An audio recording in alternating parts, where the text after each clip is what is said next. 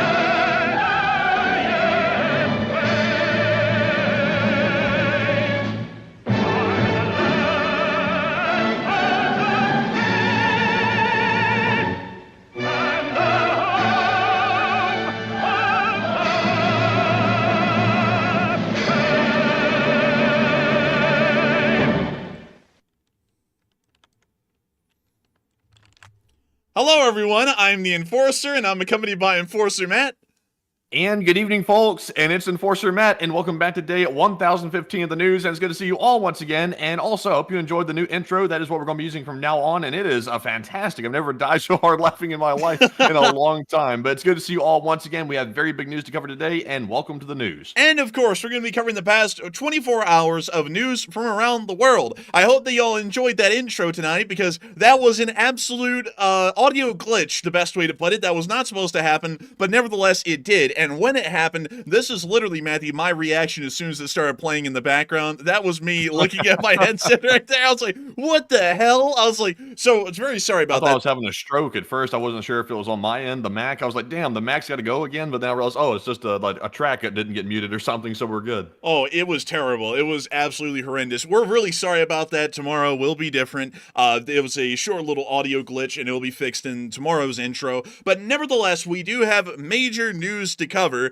after we have been able to see that the intro was a little messed up, as we have been able to hear today that there has been a lot going on around the world. And while we've been hearing a lot out of the Middle East and Eastern Europe, there are also major things still happening in pertainment to the Korean coup attempt, which it now appears everyone's finally hopped on board with us today and is calling it a coup. And we were also able to hear that the French government has collapsed today as well, in other peripheral news. But nevertheless, getting on into the major breaking news points that we've been able to hear today, it does appear that the rebels have now entered the northern areas of the city of Hama and are engaging in very fierce firefights with Syrian Arab Army forces, as the Syrian Arab Army is desperately attempting to hold on to the town, although it appears that they are not able to hold on well at all to the flanks outside the city or the northern suburbs of the city itself, as it does appear that SSG forces are rapidly advancing at this point through the city of Hama and most likely towards the southern side of the M5, leading them directly towards the gates of the city of Homs, the third largest city and the entirety of the Syrian Arab Republic. The Russian Federation appears to be absolutely desperate to hold on to their dying regime inside of the Syrian Arab Republic, as the Russian Air Force and Navy has been conducting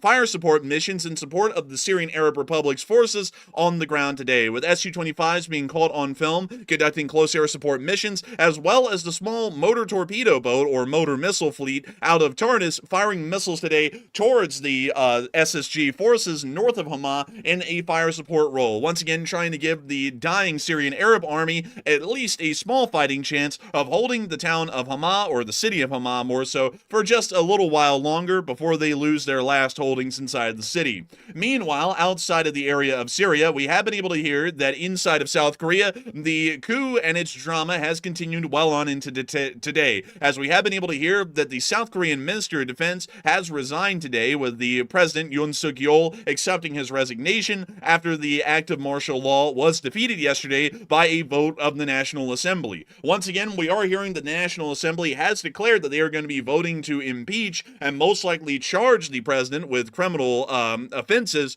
due to the actions that he took being deemed as unlawful by practically the entirety of the National Assembly. We have also been able to hear in other major governmental news today that apparently the French government has now collapsed today, as we have been able to hear that a vote has been made inside the National Assembly, I believe removing the Prime Minister if I'm correct, meaning that for the first time in 50 years, since the crisis back in the 80s, the French government has technically collapsed at the moment and is ineffectual, meaning that the entire governance of the French Republic, or the Fifth French Republic as it's technically called, is now laying on President Emmanuel Macron himself until the National Assembly can reform itself in a new government outside of its collapse. Meanwhile, we have been able to hear inside of the Republic of Georgia that the tensions inside the capital city of Tbilisi have continued today, as rioters continue to battle with the police over the election results that happened a little while ago, which led to a very questionable landslide sweep of the election by the Russian-backed Georgian Dream Party. Meanwhile, we have also been able to hear of some major news in the Ukraine war as well, as we've been able to hear that Ukrainian drones have stricken and destroyed the Special Forces training school inside the capital city of Grozny of the Chechen Autonomous Republic, or the Chechen Semi-Autonomous Republic. This appears to once again... Also known as the land of Dawn. It is known as the land of Don, although it has the Trek River in it, Don, and not the actual Don River, Don. We are having a branding crisis. But nevertheless, outside of the branding crisis, however, we have been able to hear that it does seem as though the Kdarovites are going to be having a little bit more difficulty continuing to train forces, and on the actual front lines in Ukraine, it also seems as though things are not going well for the Russians, as they continue to run headlong into pretty strong Ukrainian defenses, and still are taking high losses as of today. We have loads and loads of news to cover. I do have to say this though, tonight is not as crazy a night as other nights that we've seen in the past. While the French government did collapse today technically, and the South Korean government almost collapsed yesterday, and they're still dealing with the fallout of that, it isn't really that major of a day. I want to make sure to let you all know that going in. Still a big news night, but it's not anything crazy like a coup happening live on air while we're talking right now. But getting on into the major breaking news of the day, we are going to be moving on into Syria, as we have been able to hear that the Battle of Hama appears to be unfolding in a favor, not so in the fortune of the Syrian Arab army, controlled by Bashar al-Assad and backed by the Russian Federation. It appears that at the moment, from what we've been able to understand, the SSG has been confirmed to be in the northeastern side of the city of Hama, controlling about a quarter of the city and engaging in incredibly heavy battles against the SAA inside the city, as they are now appearing to completely envelop the city of Hama in some sort of a siege, and they are now starting to move in and take the city by force. The situation is very sporadic, and I do have to explain really quickly that our map here is about as accurate as the information is going to get. There are many different maps out there currently that are showing many different things. There really isn't a clear or coherent frontline picture at the moment around the city of Hama, and so while we are hearing of heavy firefights within the northeastern side of the city, we do not really know the exact location except for a few pinpointed areas around Hama about exactly where the SAA and the SSG is at this given moment. There seems to be a good amount interestingly enough, of no man's land in between the two forces at this moment. So this front line is about as good an approximate as really any other front line map is out there at the moment. I do have to let y'all know, just going up front, that if y'all are looking for a great deal of accuracy on this map, y'all probably are not going to be getting it from this one. You're not really going to be getting it from any other, because the front line situation is so chaotic on the ground, and it's so hard to really tell who's who and who's doing what due to the absolute lack of identifying markers and almost the similar appearance of the SAA and the SSG. It is incredibly hard, except for in rare instances, to get specific information on who's who and where they are at the moment. But we were able to see that some fighting is occurring within the northeastern area of Hama, and it now appears that the Syrian authorities under the control of Bashar al-Assad have now decided to pull forward the real defensive element of the city. Many know that the Syrian Arab Army used to have greater days way back at the beginning of the Civil War towards 2012 and 2015. That was really when the Syrian Arab Army was its strongest. But since then, Bashar al-Assad has been growing a gang of people inside of the Syrian Arab Republic that truly will be able to bring the fight to Assad and Russia's enemies inside the country. These people are cutthroat, vicious even. They never stop. They never even see a single red light in their history. It's been nothing but green lights the entire time, and they know to make that right turn on red. They are a group that is dangerous, deadly, scary, and not only that, known by the Syrian public and feared by the Syrian public because their citations know no bounds. The Bashar al-Assad regime today has mobilized the traffic wardens of the city of Hama and given them guns to go forward and defend the city in righteous battle against the SSG. I'm not kidding. The literal guys who go around giving out parking tickets have now been issued Kalashnikovs and will be defending the city of Hama along with the Syrian Arab Army. A true achievement of the people of the Syrian Arab Republic, and once again showing that Bashar al-Assad truly cares about all of his people, as he wants them to die all equally on the front lines of the conflict. Here's the clip showing the traffic wardens getting ready to go out and not only issue citations, but issue out some hot lead. Oh, these guys don't look very confident, I don't think. This guy, they're looking a little bit worried. Dude, this guy right here, man, in the middle, he's looking around like, dude, this is not at all what the job description was, man. Like he's like, I think I should consult with the union. This is not what I signed up for. Man, he's looking like, I don't get paid enough to deal with this. And also, what even is an AK? He's holding it like, I've never really held this in my life, but let's give it a go. Dude, this guy right here, man, he's about to have to call up the Union of Teamsters or something like that. He's gonna be like, look, man, I did not sign up for this. Dude, you're gonna have the Teamster union boss over there. He's gonna be over there going, listen here, Assad, you can't be treating my workers this way. It's gonna be something like that. But it's legitimately insane. They have the traffic wardens, literally guys who were issuing out tickets the other day. They're now giving AKs, and they're pretty much like the Volkssturm of the Syrian Arab Republic. They are going to be fighting, probably hardly at all. They're probably going to run from fighting as soon as it starts to happen. But they're going to be fighting, at least for now, in the city of Hama. And you can also see this guy here is giving the main guy the side eye. He also appears to not be a big fan of the whole, let's get the traffic wardens out there on the front line kind of business. He said, geez, Frank, I heard we're cracking down on parking, but I didn't know we were resorting to this. Also, I got to give a shout out to this guy over here wearing the skull cap. I really appreciate him. He's putting safety first. And it also appears that he has a run-of-the-mill standard AKM with a folding stock. So it looks as though they are poorly equipped with no body armor, no helmets. But dang it, they've got a dream to probably survive. So they'll probably be running from the front line pretty quick. You know, those guys in the back, though, are freaking, like, they look crazy back there, like freaking ghouls back there. Those guys look like they're, like, a little sketchy. It's the front ones that look like they're maybe, like, always been, like, coddled or something like that, like they're really not sure. Those dudes in the back, those are the killers back there. Dude, I would have to agree, man. I think that those guys might be the real deal back there. Especially this guy, man, with a shorter mustache. He looks like he probably broke into banks back when he was younger or something like that. You know, like, you're going to ask him, what is your name? He's going to be like, Rob Banks. And you're gonna be like, oh, it's like, oh no, it's like, that's not a good guy. But beyond that, the traffic wardens are now involved in the fighting. And of course, outside of the jokes that we're making about the traffic wardens now being mobilized for combat, it does appear that the Syrian Arab Army is not doing that well, as it has seemed that they've been rapidly retreating on the flanks of the city of Hama, apparently not able to hold the wider open fields and really desert plains that exist on the eastern side of Hama, and also the western side of Hama as well, as we've clearly seen the SSG take the city of Majdal, which is a city along Highway 56, which is one of the highways that actually starts to lead up towards the area of Latakia, or really further north towards the city of Jisr al-Shagur. But nevertheless, we were able to see that the SSG had moved into positions in this area today, clearly showing that they are starting to take control of the wider flanks of this battlefield, and the SAA may not be giving up a proper resistance to the SSG, and they're advancing pretty much openly at this point in the battle. هاي المجدل الله أكبر سيلفي والمجدل من خلفي الله حيوه.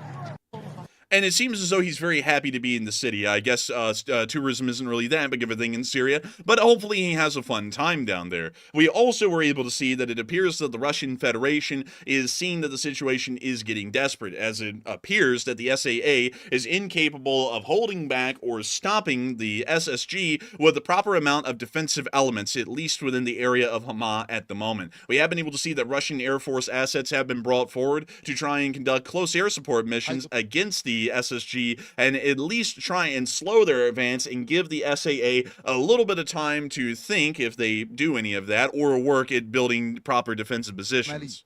But we can see a SU-25 firing rockets at the SSG right there. Once again, this SU-25 being operated by the Russian Air Force directly. We were also able to hear that the small motor missile boat fleet that fled out of the city of Tardis the other day has apparently fired a large amount of missiles from those vessels towards the city of Hama from an area at least somewhere outside of Tardis. We are understanding that these are the same OSA-class missile boats that we were seeing the other day, and they most likely were firing their anti-ship missiles in a secondary surface impact role. That's most likely what we're assuming at the moment, and so the damage may not be that significant, but it is showing that Russia is trying to throw everything that they have available in the region, including the kitchen sink, at the SSG to try and stop them from advancing. Now, largely, this is a delaying effort. It's probably fairly clear to the Russian Federation, much so as it is to really any standard analyst, that the city of Hama is most likely going to be falling here very soon.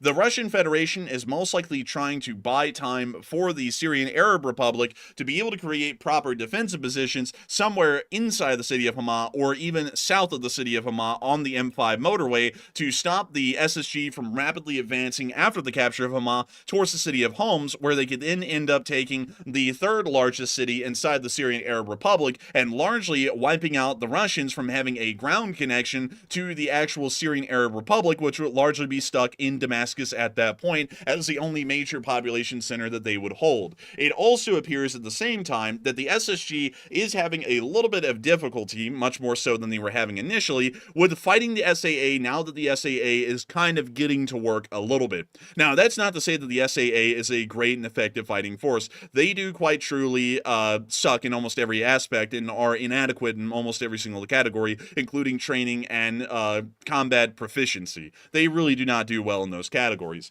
However, the SSG isn't exactly the U.S. Army either, and appears to be poorly trained and poorly equipped as well, beyond the basic small arms equipment that we've seen them carrying so far, and a couple of anti-tank weapons that we've also seen in limited numbers. So for this reason, right now, it largely is a par-on-par fight, at least on the equipment side of things, in between the SSG and the Syrian Arab Army. But that might actually be changing here very soon, because we were able to see that just recently, the SSG ended up taking control of a pretty significant training ground just north of Hama, and it seems that this may be giving the SSG the little bit of firepower that they need to start changing the fight in the city of Hama, if they have trained tankers that can operate these vehicles. Here's the clip of what they captured today, at least a little part of it. Oh, wait, wow. That's a T90. Nice catches here. Even if they don't know how to drive the tank, I think they can figure it out probably pretty quickly.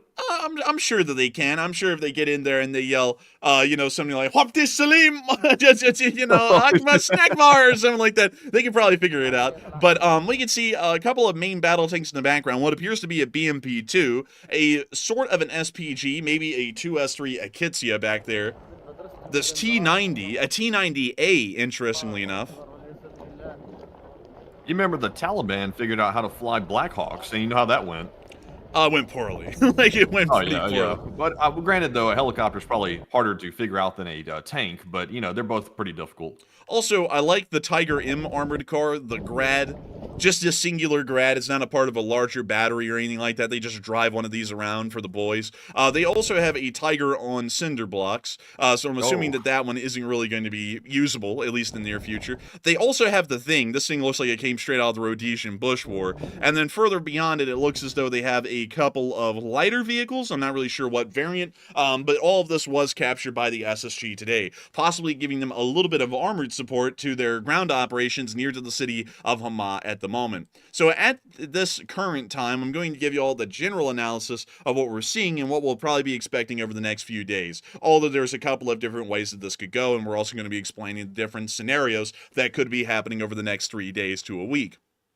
Either our first case scenario, which seems to be one of the more likely, is that the SSG is going to be embroiled in heavy street-to-street fighting inside the city of Hama, which will most likely slow down any real offensive action in the city. We're probably going to see a lot of the offensive action being conducted by the SSG on the eastern and western flanks surrounding the city of Hama as they attempt to encircle the city and force the SAA out of their positions that they'll be holding on the southern side.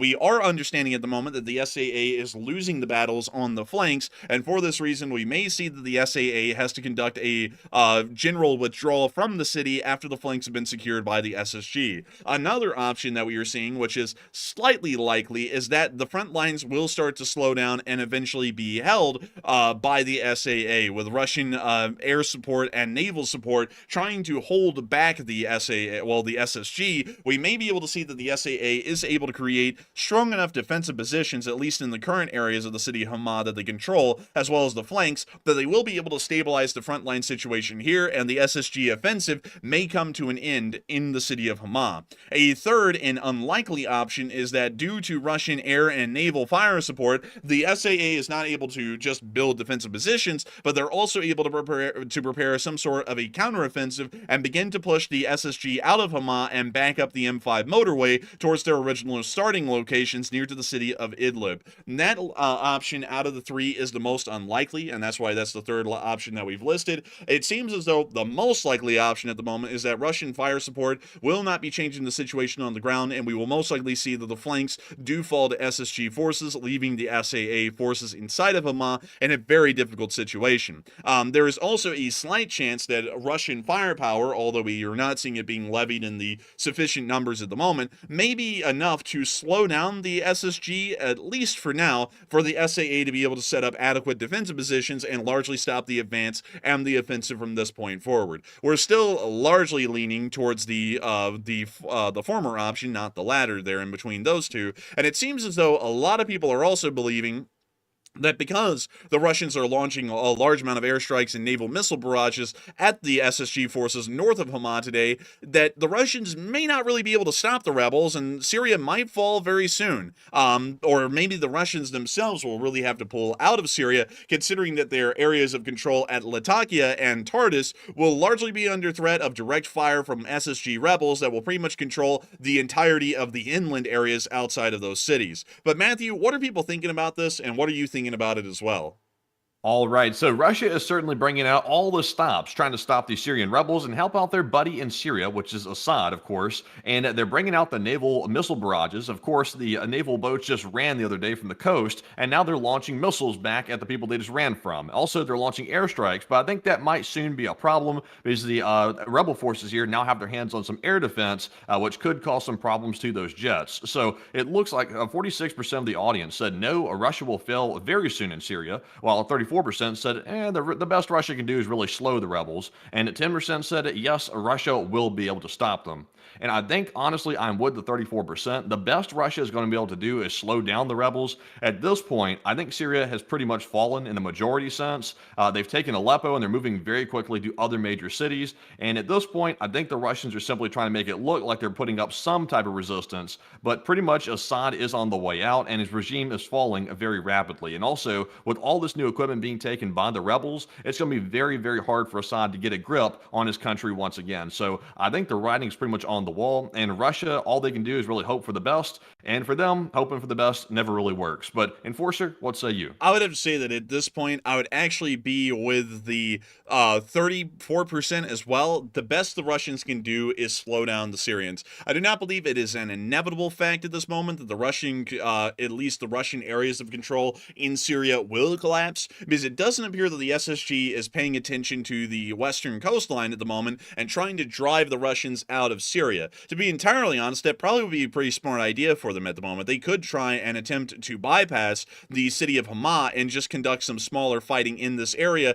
and try and deal with the Russian Air Force and Navy at Tartus and Latakia. If they were able to do these things, they completely wipe out Russian tactical support, at least in the area at the moment, that could be provided to support the SAA. The only thing that the Russians would be able to do from that point forward is conduct strategic air support missions in support of the SAA. Those would be a little less significant in value, at least in the short term, because the SAA really desperately needs frontline tactical air support, not strategic support. So with that in mind, I think right now the best the Russians can do with the given situation we're seeing at the moment is try and slow down the SSG a little bit around the area of Hama, and that might be the best case scenario for them. I think the worst case scenario could be that the Russians actually do get pushed out of Syria, considering that their main areas of operation are at the Latakia airfield and also at the port of Tartus. If the SSG for some reason started to shift their attention towards this area, we are understanding that there's not a lot of Syrian Arab Army forces to protect this area, and the Russians do not have a lot of infantry manpower in this area either to be able to try and hold it and continue to operate their naval and air forces from this area. And so for that reason, Russian influence would largely be pushed out. But for now, at least with the picture we're seeing today, I would have to go with the 34%. I generally do believe that the Russians will only be able to possibly slow the SSG forces, but not entirely stop them or turn the situation around and crush the SSG with overwhelming firepower. But moving on from that little bit of news inside of Syria, and I say little when it's a whole civil war going on again, we are now going to be moving on over into South Korea, as we have been able to hear a little bit of follow-up news today on the attempted coup that failed yesterday. I'm very happy to hear, and I have to make sure to mention this on this channel, that we have been vindicated. We were the only people yesterday who were calling this an attempted coup that had failed, as pretty much every single other source was saying that it was just martial law that was declared. Now every single person in the mainstream news is calling it a military coup.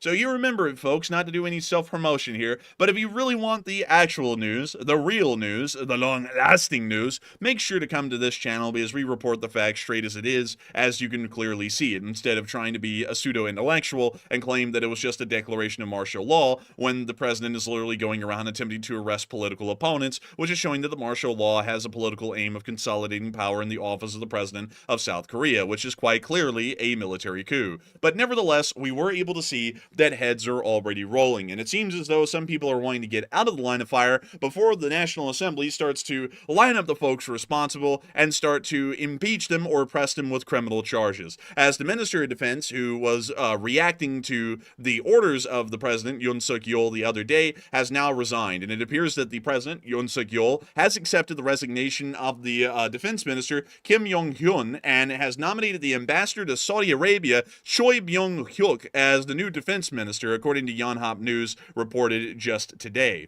It does seem as though the situation is going to not be going that well. It doesn't really seem that this has sated the need for blood in the National Assembly for what has happened, and the National Assembly is still vowing that they are going to push forward with the impeachment trial of Yoon Suk-yeol to have him removed from office and pressed with criminal charges in an attempt to overthrow the Republic of Korea's government. It does seem that the political tumult inside of South Korea will not be ending anytime soon, and the National Assembly and the office of the president are pitted against each other in a mortal struggle to see who will control the country, the people of the Republic of Korea through the National Assembly, or the president of South Korea through the force of arms, which appears to have already failed, at least at the time. Moving on out of that brief news from South Korea and on over into France, we were also able to hear of something pretty shocking happening in France today.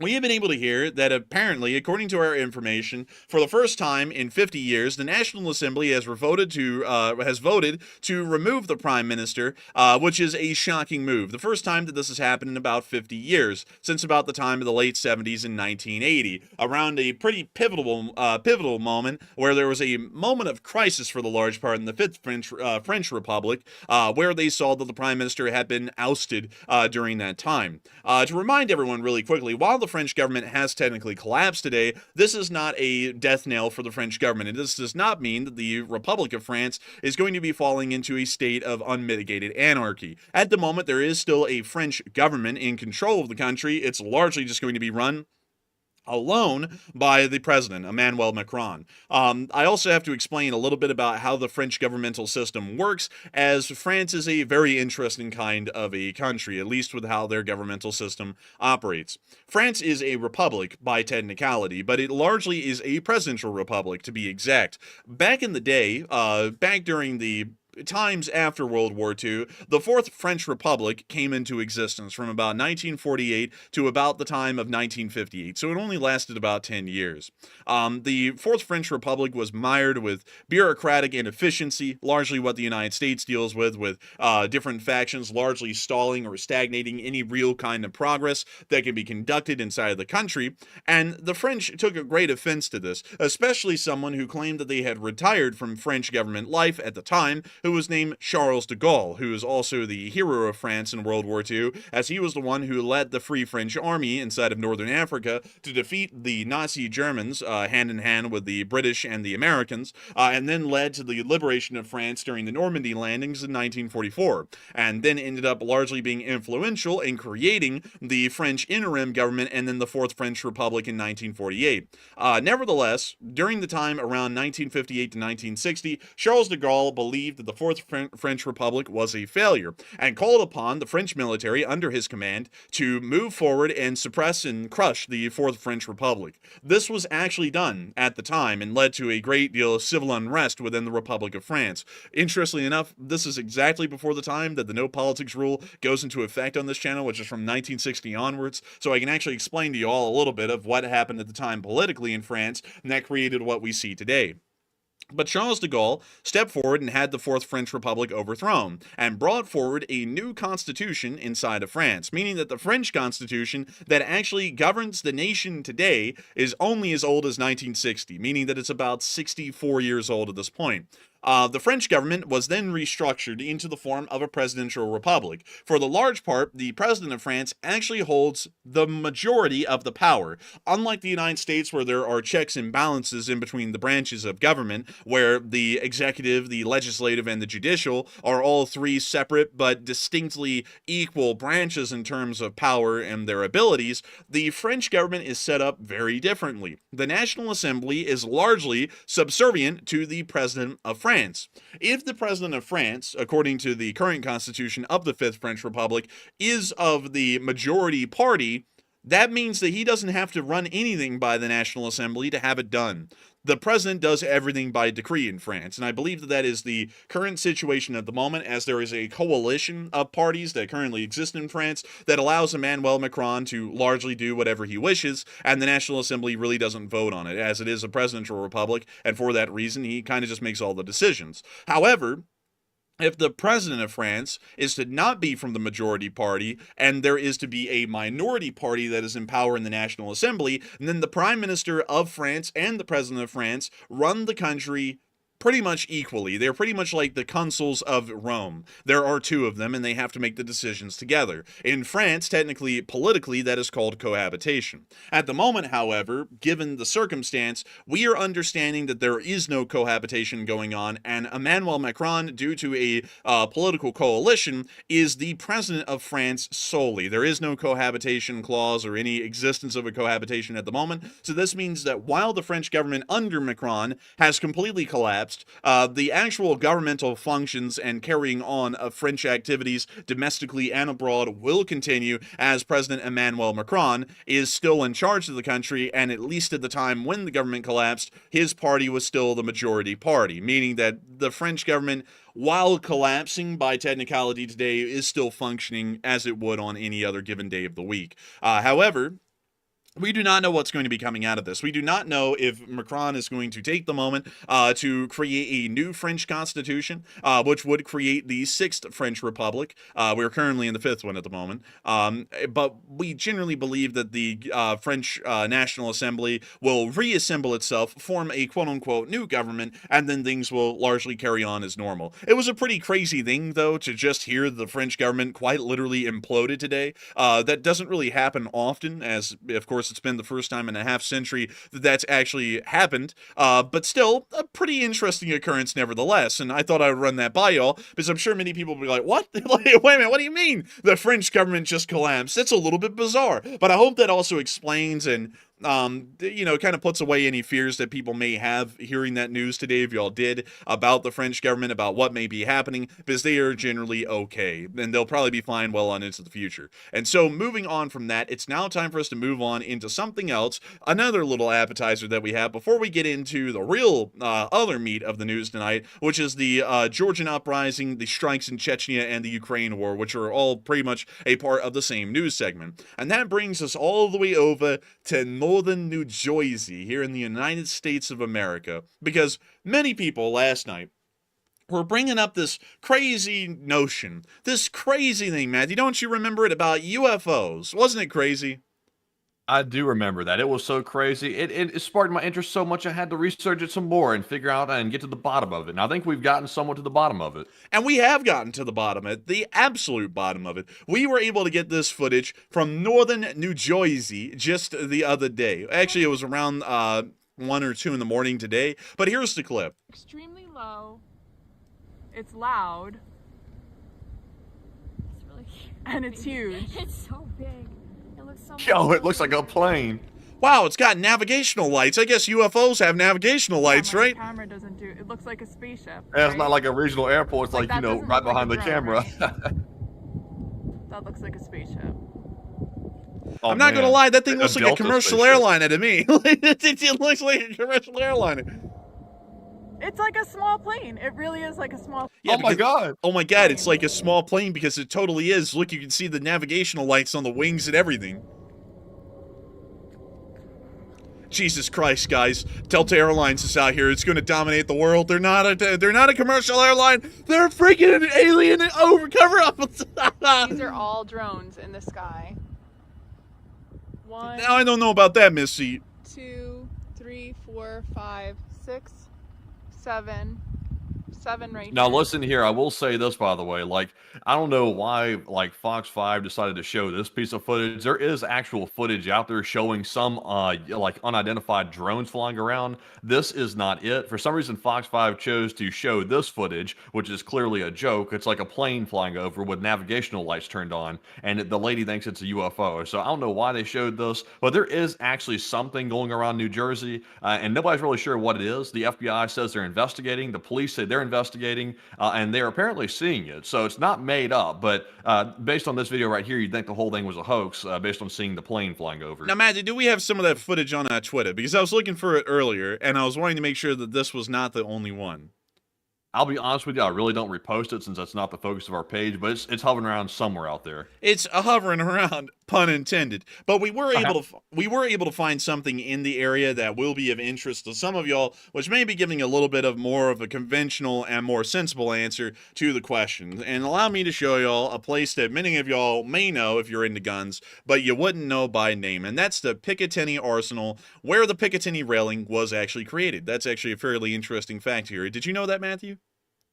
Yeah, I'm the one who actually learned that, actually. Yeah, it's kind of crazy, right? And Matthew told me, and then I rephrased it to him and made it sound like he may not know it, just to get you a little bit more involved. But beyond that, though, this is Picatinny Arsenal, near the city of Delva, which makes no sense because usually they're named after, like, the nearest place, but nevertheless, this is Picatinny Arsenal. And Picatinny Arsenal is in the exact area of northern New Jersey where a decent amount of the spottings have been made. Now, this is giving us a little bit of an idea here that the unidentified object that may be flying around is actually some sort of a U.S. Army drone that's being tested out of the U.S. Army Picatinny Arsenal, and they're trying to see if it is an effective system or not. And the only way to do that is to fly it at night. Flying it at night doesn't really allow people to see exactly what the object is, and they are also able to gather the valuable in-flight data and information and telemetry for the large part from the system before they start to continue further on with its research and development. That is most likely the case. Once again, that is all just conjecture on our end, and maybe it is really an alien. Maybe aliens are just flying around New Jersey looking for a nice bodega or something along those lines. I'm highly doubting it. But nevertheless, it is kind of convenient, though, that all the sightings have taken place around Picatinny Arsenal. Like, all the sightings have been caught on camera. They map them out, and they're all around the radius of this arsenal right here. And also, if you pull up the arsenal's website, it actually says that the base is dedicated to advanced weapons technology and developing new weapons tech with the latest scientists, laboratories, and things like that. So, based on seeing what China's creating with their drone swarms over there, it would make sense that we're trying to probably create something that can probably combat that, and that might be what they're seeing in the skies over New Jersey. But that's just conjecture. But I really doubt it's aliens. I would highly doubt. I would say that there's a 99.98% chance it's not aliens, and it's a new government drone being tested out of Picatinny Arsenal. That's what I would put my money on, and we'll probably find out in the future. Because if many of y'all do remember, back in the day, there were a lot of people calling in around Groom Lake, in that area of the United States, going, "Oh my God, it's a super spooky alien. Ooh, I'm gonna poke you and prod you in really weird ways and then drop you off near a Motel 6. Ooh." And then it turned out it was an SR-71 that was being tested before it was put into service. And then the same thing happened with the B-2 Spirit. So I'm highly doubting that this thing is a UFO, because just about every single other time people have been taking videos of UFOs, it's either like the video I just showed you all, which is quite literally an A320 going on final approach towards an airport, which was quite obvious, or it is some sort of a government research project that's being conducted with test flights at night, so that way people don't get a clear look at the thing and easy picture taking, so that way information can be gathered by foreign governments. So with that, I knew there had to be some of a logical explanation to this, because New Jersey is not very big, and most of the sightings were happening over Morristown, which is pretty close by to Picatinny Arsenal. And that would make more sense, because if this was some sort of enemy drone, we would have probably shot them down already, or at least shot one of them down, because why would we let them fly over everything for, 30 nights in a row and not shoot them down? That wouldn't make much sense. So it makes a lot more sense that it's probably something that we're testing, and that's why all of a sudden everyone's really ignorant as to what it is. Like, for example, the Arsenal came out with a statement the other day and said, "Oh, we don't know what that is flying around, but if you see it, call the FBI and let us know." It's like, well, we know. And they're trying to cover their butt probably, but it's probably their own creation flying around. Man, they did the same thing back with the SR-71 and the B-2. Remember that? They were like, "Oh, if you see any aliens around Area 51, you know who to call." And it was literally just them flying the SR-71 and the B-2 at night. And also, they said here in the press release, they said, also, if you see one of those drones in the sky, if you happen to see one crash, don't go near it, and also don't shoot it either, because you don't want to do that.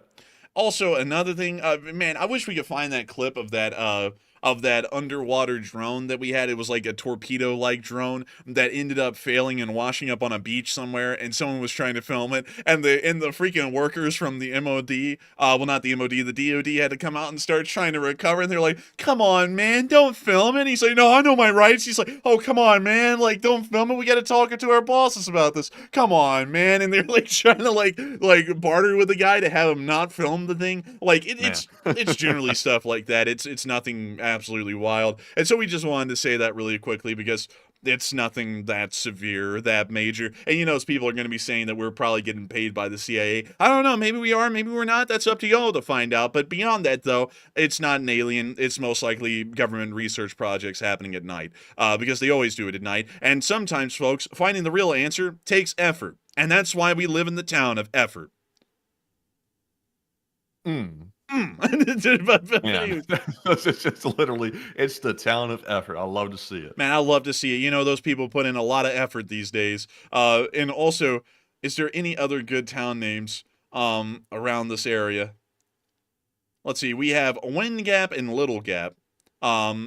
Interesting. Those are interesting names. And then we have Hope. Just Hope. That's it. Gotta have that. You the gotta Russians, have some. would love to have that town.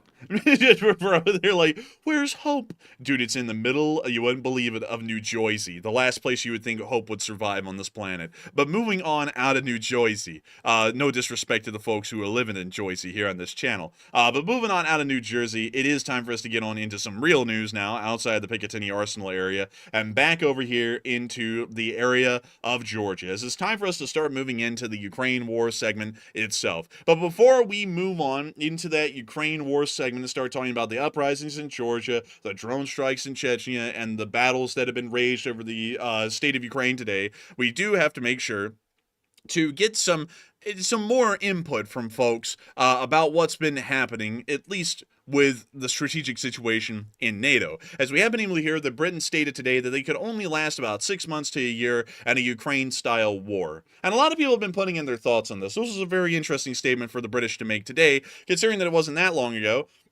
They were saying that they would be able to give the Russians a run for their money tonight if they wanted it. And it seems as though a lot of people are saying that Britain will be fine with American help because Big Daddy USA will always be there side by side with the British, just like the British will be side by side with us if a conflict ever breaks out. Some are saying that that was very stupid to admit that. Others are saying that Britain is at risk and this is bad, and others are a little bit unsure and undecided. But Matthew, what are people thinking about this, and what are you thinking about it as well?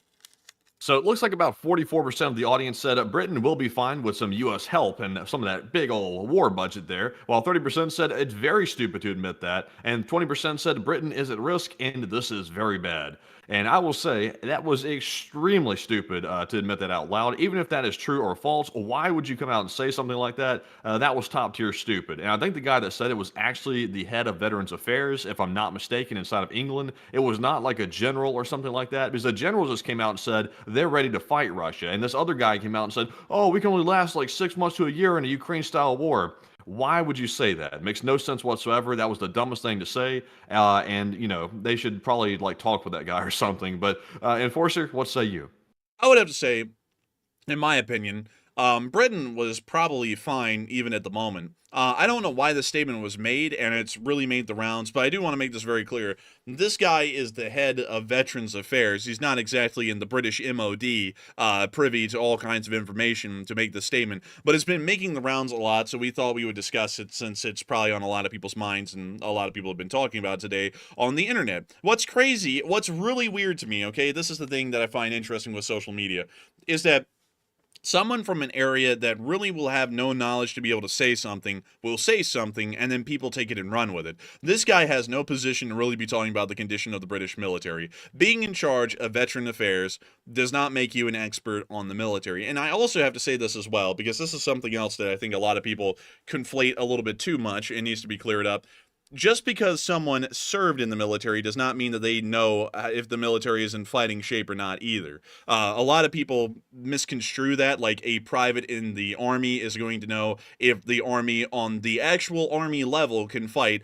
That's not going to be the case. Most of the time, because I have loads of friends who are in the military, so I know I'm not talking out the ass here, as I ask them about this kind of a thing, they are only told information that they need to know in their direct vicinity and maybe a little bit up the chain to the next level above them. That's really the only part of the picture that they need to know. So someone who is the head of the Veterans Affairs in Britain, who is largely dealing with issuing pensions to veterans, is not going to be given information outside of that. He's going to be given information about distributing pensions, the amount of pensions that can be given, and such things as that, and new policies that may be created by himself or the organization. He's not going to be given information that would be damning to British national security interests, where they go, you know, to be entirely honest with you, we might only survive a half year, maybe even a fortnight in a war. It's like, no, they're not going to be saying that, and that doesn't make any sense, especially to come from that guy. And also, really quickly, I want to make sure, let's see,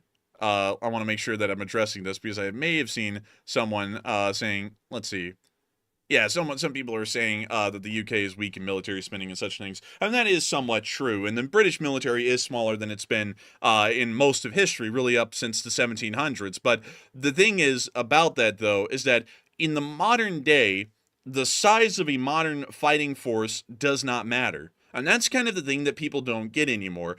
War has changed tremendously since World War I and World War II, when it really was about the majority of a force being its numbers alone, and maybe augmented with some superior firepower. Nowadays, it is all about superior firepower and the ability of the infantry and the armed forces to be able to use that superior firepower to its complete advantage. That's the reality of a modern war. That's why the United States was able to go up against the Iraqis in the Gulf War. And let me go get this number for y'all really quickly. Let me go get the Gulf War so that way I can show y'all the strength in numbers, because it's a little shocking to see. So let me make sure. Here we go. So this is the actual strength of the coalition. This is the entire coalition right here. And then the strength of the Iraqi army. And this is something that a lot of people do not know. We were actually outnumbered, technically, in the Gulf War of 1991 by the Iraqis. At no point in time did the coalition have a superior number of forces or troops, or any equipment for that matter, actually. The only number that we beat the Iraqi army in was aircraft, and that was it. Every other number, tanks, we were far outdone. They had 5,500 tanks in the Iraqi army. We had 3,113. They had 3,000 artillery pieces. We only had 2,200. They had over 1 million soldiers in the Iraqi army. We only had about 950,000. And by the raw numbers alone, in that war, we should have lost. We did not have a 3-1 or a 5-1 attacker's advantage to be able to take on the Iraqis and crush them on the ground. We did not really have a 3-1 advantage in the air. We certainly didn't have a 3-1 advantage with our armored forces or our artillery for that matter, but we won because that does not matter anymore. Numbers don't really matter all that much, especially when we're talking about fighting a force like the Russian Federation. They do believe, and they still largely work off of the metric the Iraqis were working off of in the 90s, that raw manpower equates to raw fighting ability. And that's just not the case anymore. We have changed the way war is fought with technology. Nowadays, one U.S. infantryman might have the equivalent firepower and all these support systems that are provided to a single squad as about an entire fire team of Russians in a Russian squad. That's about the difference. And of course, when you look at the infantryman, like a British infantryman, for example, you will see that they look a lot like a Russian. They have the same kind of a protective helmet for the large part, the same kind of body armor, although British body armor and helmets actually work, unlike the Russians, they fill theirs with cardboard. They actually have the same rifle. But then there's a load of other things that you don't really see that are under the surface that really makes the difference. British infantry are trained how to actually shoot their rifles. That's a big difference, because while the Russian guy was maybe given about 5 minutes to get acclimated to the AK-74, the British soldier has been given an unlimited amount of time, compared to the Russian, to get familiarized with the L-85. And nowadays it's going to be some form of the HK-416. Everyone loves the HK-416 these days, and I'm not going to lie, it probably is better than the L-85. But nevertheless, the British infantryman has been familiarized with his rifle. He's been familiarized with his kit. He has been trained how to behave with the rest of his squad to get the most efficiency out of their fighting abilities and their weaponry, which is something that the Russians are not able to contend with. While the British may not be well funded, and that is true, at least compared to their historical standards, and even just compared to 30 years ago, while they may not be well funded, while they may not be a large ground fighting force, they are a competent fighting force, and that's what's really going to make the difference, and that's what's really going to matter up to the hilt when talking about the British possibly going up against the Russians. And even so, it doesn't really mean, and this is also a very construed way of looking at it by this head of the VA in Britain, is that Britain will never fight Russia alone. That's just not how the modern war with Russians will work. It's not like Russia goes, you, I pick you, and then America goes, whoa, stand back everyone, like it's a movie, and then Britain gets their ass beat single-handedly. That's not even how this works. In the modern day, Britain is a part of an amazing, incredible military alliance, the strongest and most powerful one that's ever existed on the face of this planet in history. We would beat the Roman Empire, we would beat Napoleon, we would beat Adolf Hitler. single-handedly in the NATO alliance of today. This armed force is matched by none other, and truly will probably never be matched by any other until the next century. This is why the British will never lose, because for the British to lose, the French would have to lose, the Germans would have to lose, the Polish would have to lose, all of the Scandinavian and Baltic countries would have to lose, every single country in NATO that is in the Balkans would have to lose, every single country in Southern Europe would have to lose, the Turks would have to lose, the Canadians would have to lose, and last but not least, the United States of America would have to lose. Every single one of those countries, and globs of countries I just called out, would have to lose for the British to lose as well. So it makes no sense for that guy to say that Britain would only be able to last 6 months to a year, because that's going off of a construed mindset that raw numbers still matter in a war, which never has mattered for decades at this point, and also that they would be fighting the Russians alone. So with all of that in mind, I would have to say that I don't believe that for one bit, and I think the British are probably perfectly fine. I still think that they need to raise their military spending and start to get their military up to a larger and, I guess you could say a larger level, not a more competent or proficient level. They've already mastered that. It just needs to be at a larger and more fieldable level, and then they'll be fine. Beyond that, the British government and the military is perfectly fine at this moment in that aspect. And so I hope that does address it the best I can. And Matthew, I understand that we actually have a couple of questions from the chat. And so do we. What do we got, Matthew? All right, so jumping into our first juicy super chat question of the night. This one goes to K-Dub Janky, who's a longtime channel legend, of course, and K-Dub puts in a $50 donation. And thank you very much, K-Dub, as always, for supporting the channel and helping to keep us running. And they said, what are the top 3 determining factors that predict what side wins in an armed conflict? And armed conflict has many factors in play, but what are the top 3 in modern warfare that guarantee victory and also great intel operations? And thank you so much for the support, K-Dub Janky, and that is an incredibly interesting question. What would be the top 3 factors in a war that would determine that a side would win? There are actually thousands of different factors that determine the outcome of a war, but most of the important ones are actually diplomatic in a sense, more so than the actual fighting of the forces on the field. And that's what always gets people when it comes to war. War is not necessarily about the actual battle on the ground, the tactical level. That is really, to be honest, kind of a mundane part of fighting. The 3 major things that a country has to have is 1, foreign support. That's actually a crazy important one, because if you start to have coalitions formed against you, wars can easily be lost just because you're going to be overwhelmed. So having foreign support is a pretty important one in any modern conflict. Like, for example, when the United States invaded Iraq in 2003, which is still controversial to this day, we still were able to do it quite easily because no one came to back up the Iraqis.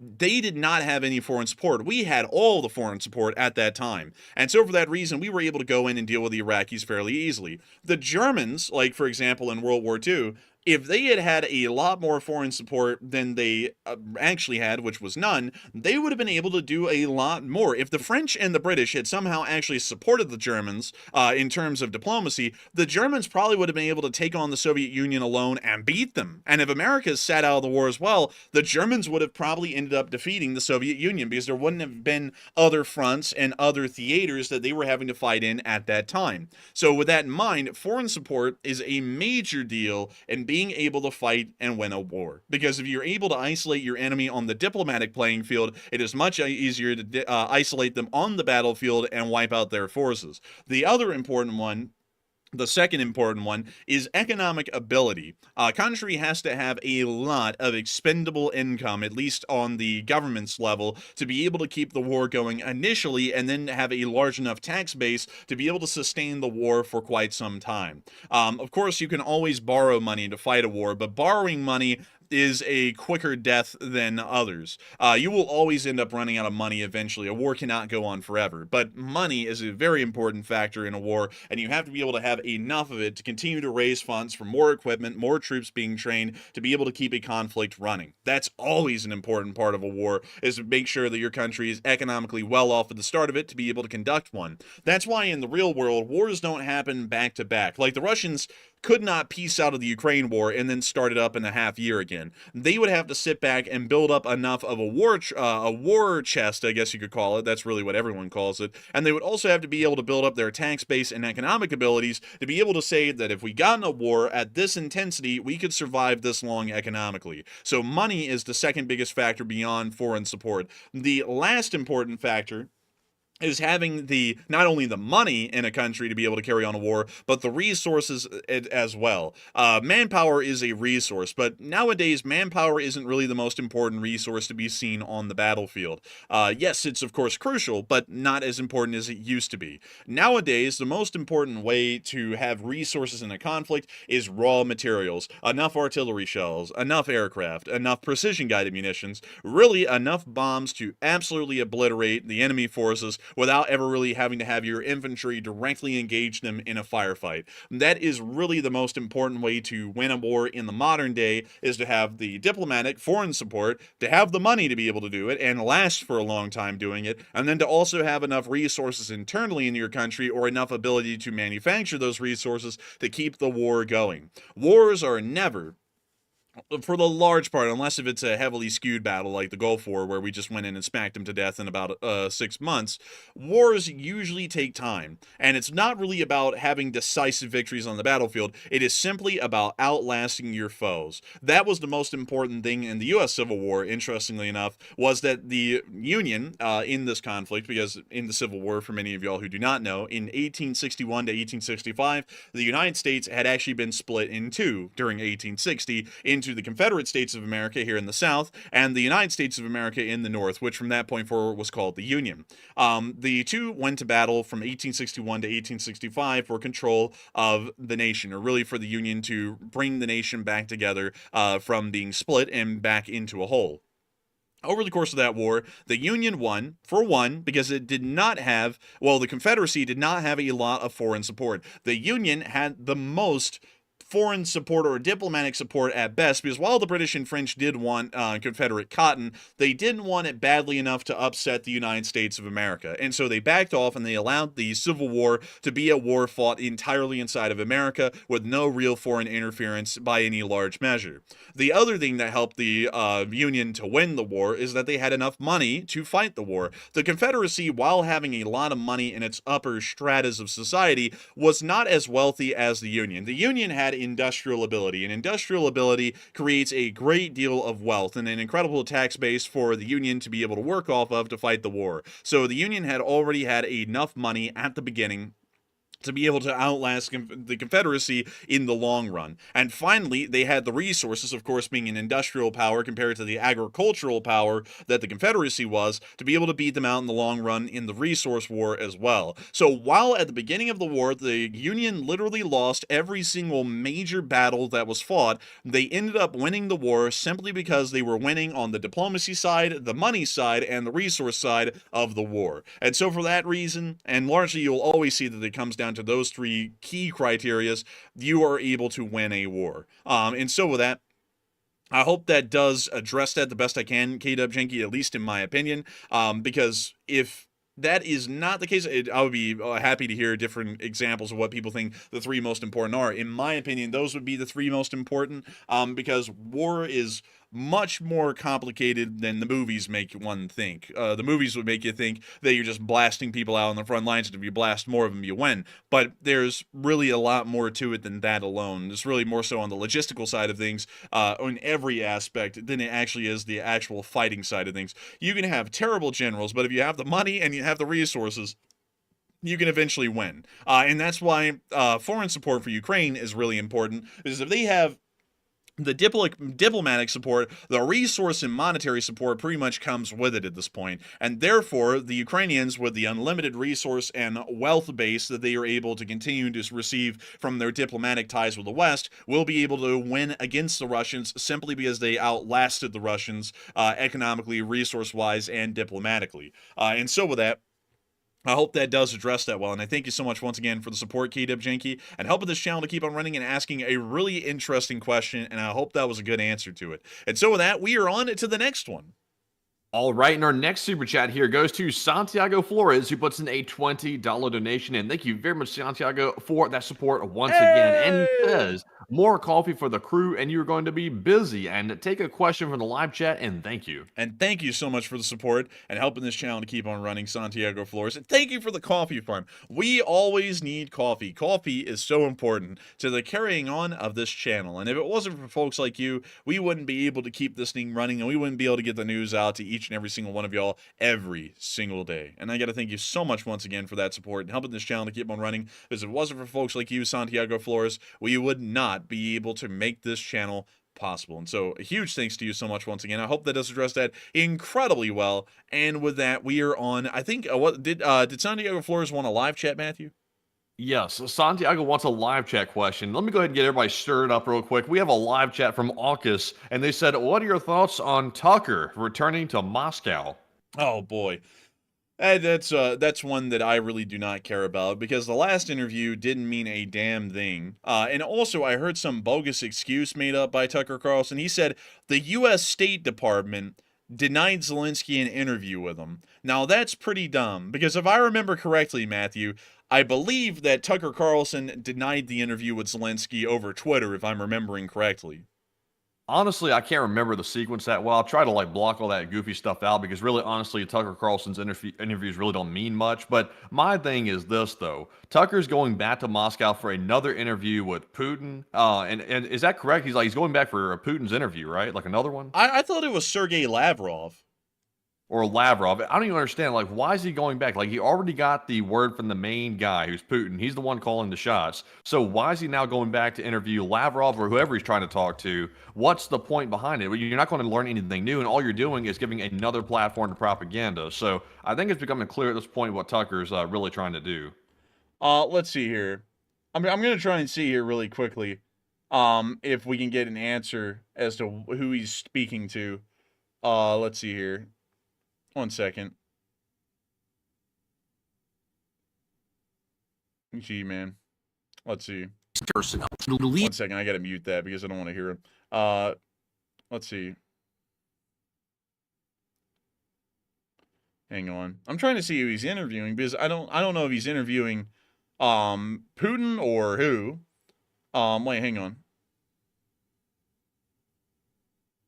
Let's see. I'm seeing the video that Tucker Carlson posted on X, by the way. He said they interviewed Vladimir Putin. Obviously, we saw that one. So who is he interviewing? It looks as though it is Lavrov.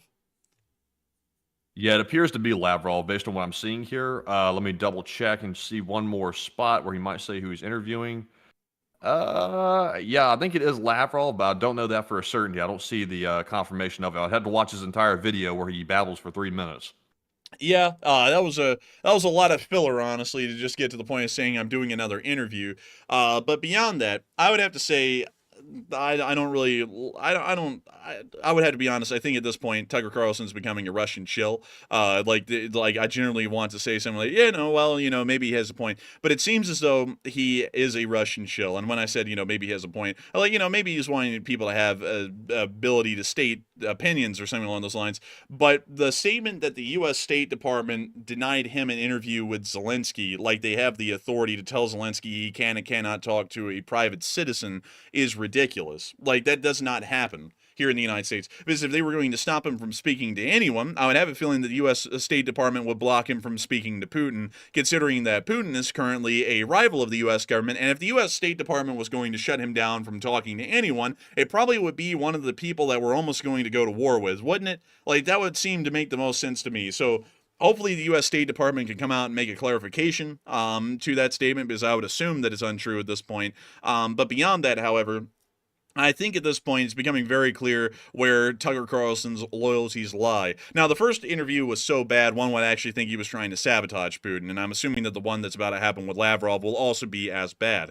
However, at the same time, though, not giving the Ukrainians a forum when he says he's truly open to free speech, and going out of his way to make sure that there is no open forum here for both sides to speak clearly about what they believe or what they're fighting for, is showing an open bias and a skew that we knew existed, simply because Tucker Carlson has a specific viewer base that is generally anti-Ukrainian, and I would generally say anti-American. And that's not to say that everyone who watches Tucker Carlson is an anti-American kind of a person, but I've never really heard a lot of positive comments coming from Tucker Carlson fans about the United States of America.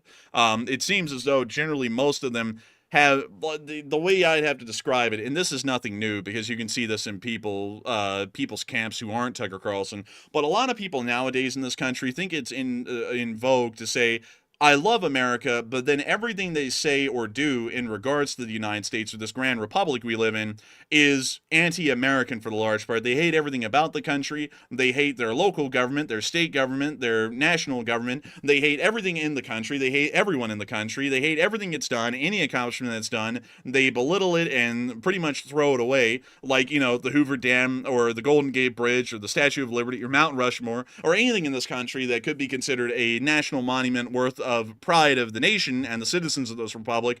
They will openly say it's not really that big of a thing because so-and-so did something else. And I just don't really like that kind of stuff at all, to be entirely honest. Like, I'm just going to be honest here. And I also don't like that this guy is giving too much credence to what the Russians say. The first interview he didn't even push back against Putin. There was no pushback at all. And Putin said a whole bunch of stuff that was just historically untrue. Coming from a history major, I can tell you that it's historically untrue. And I could go through the whole 40-minute ramble like Putin did to explain to you what really happened in Eastern Europe during the formation of Ukraine and Russia, but that would be a waste of time, honestly, at this point, because we've already done that before.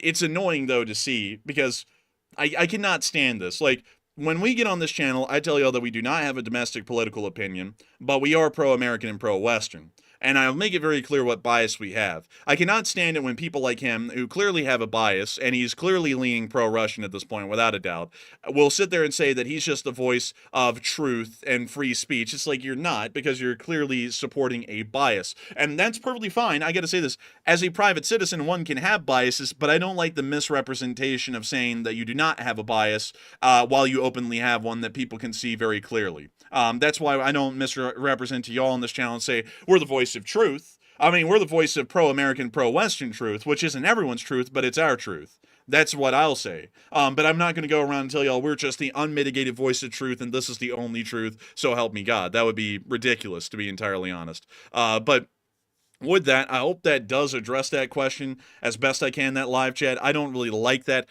He's an American citizen, and he has his First Amendment rights to freedom of expression and freedom of the press, and so he can go over there and interview this guy. But I think it's very clear to me that his heart really isn't lying in the place of actual factual journalism and trying to get the voices of both sides. He's really more so just trying to get the voices that support his narrative or support what his viewer base wants to hear specifically. That would be my opinion on that. Now, I will say this, though, because I do have to give some fair credit where credit's due. Many people here may not be watching the YouTube drama sphere. I kind of watch it from time to time. But there is someone, I believe, who did some really decent journalism recently. They've been getting a lot of flack for it. But it's a guy who has about 5 million subscribers or so on the platform. And this is how I feel someone like Tucker Carlson, who claims that they're just looking for answers, should be doing it.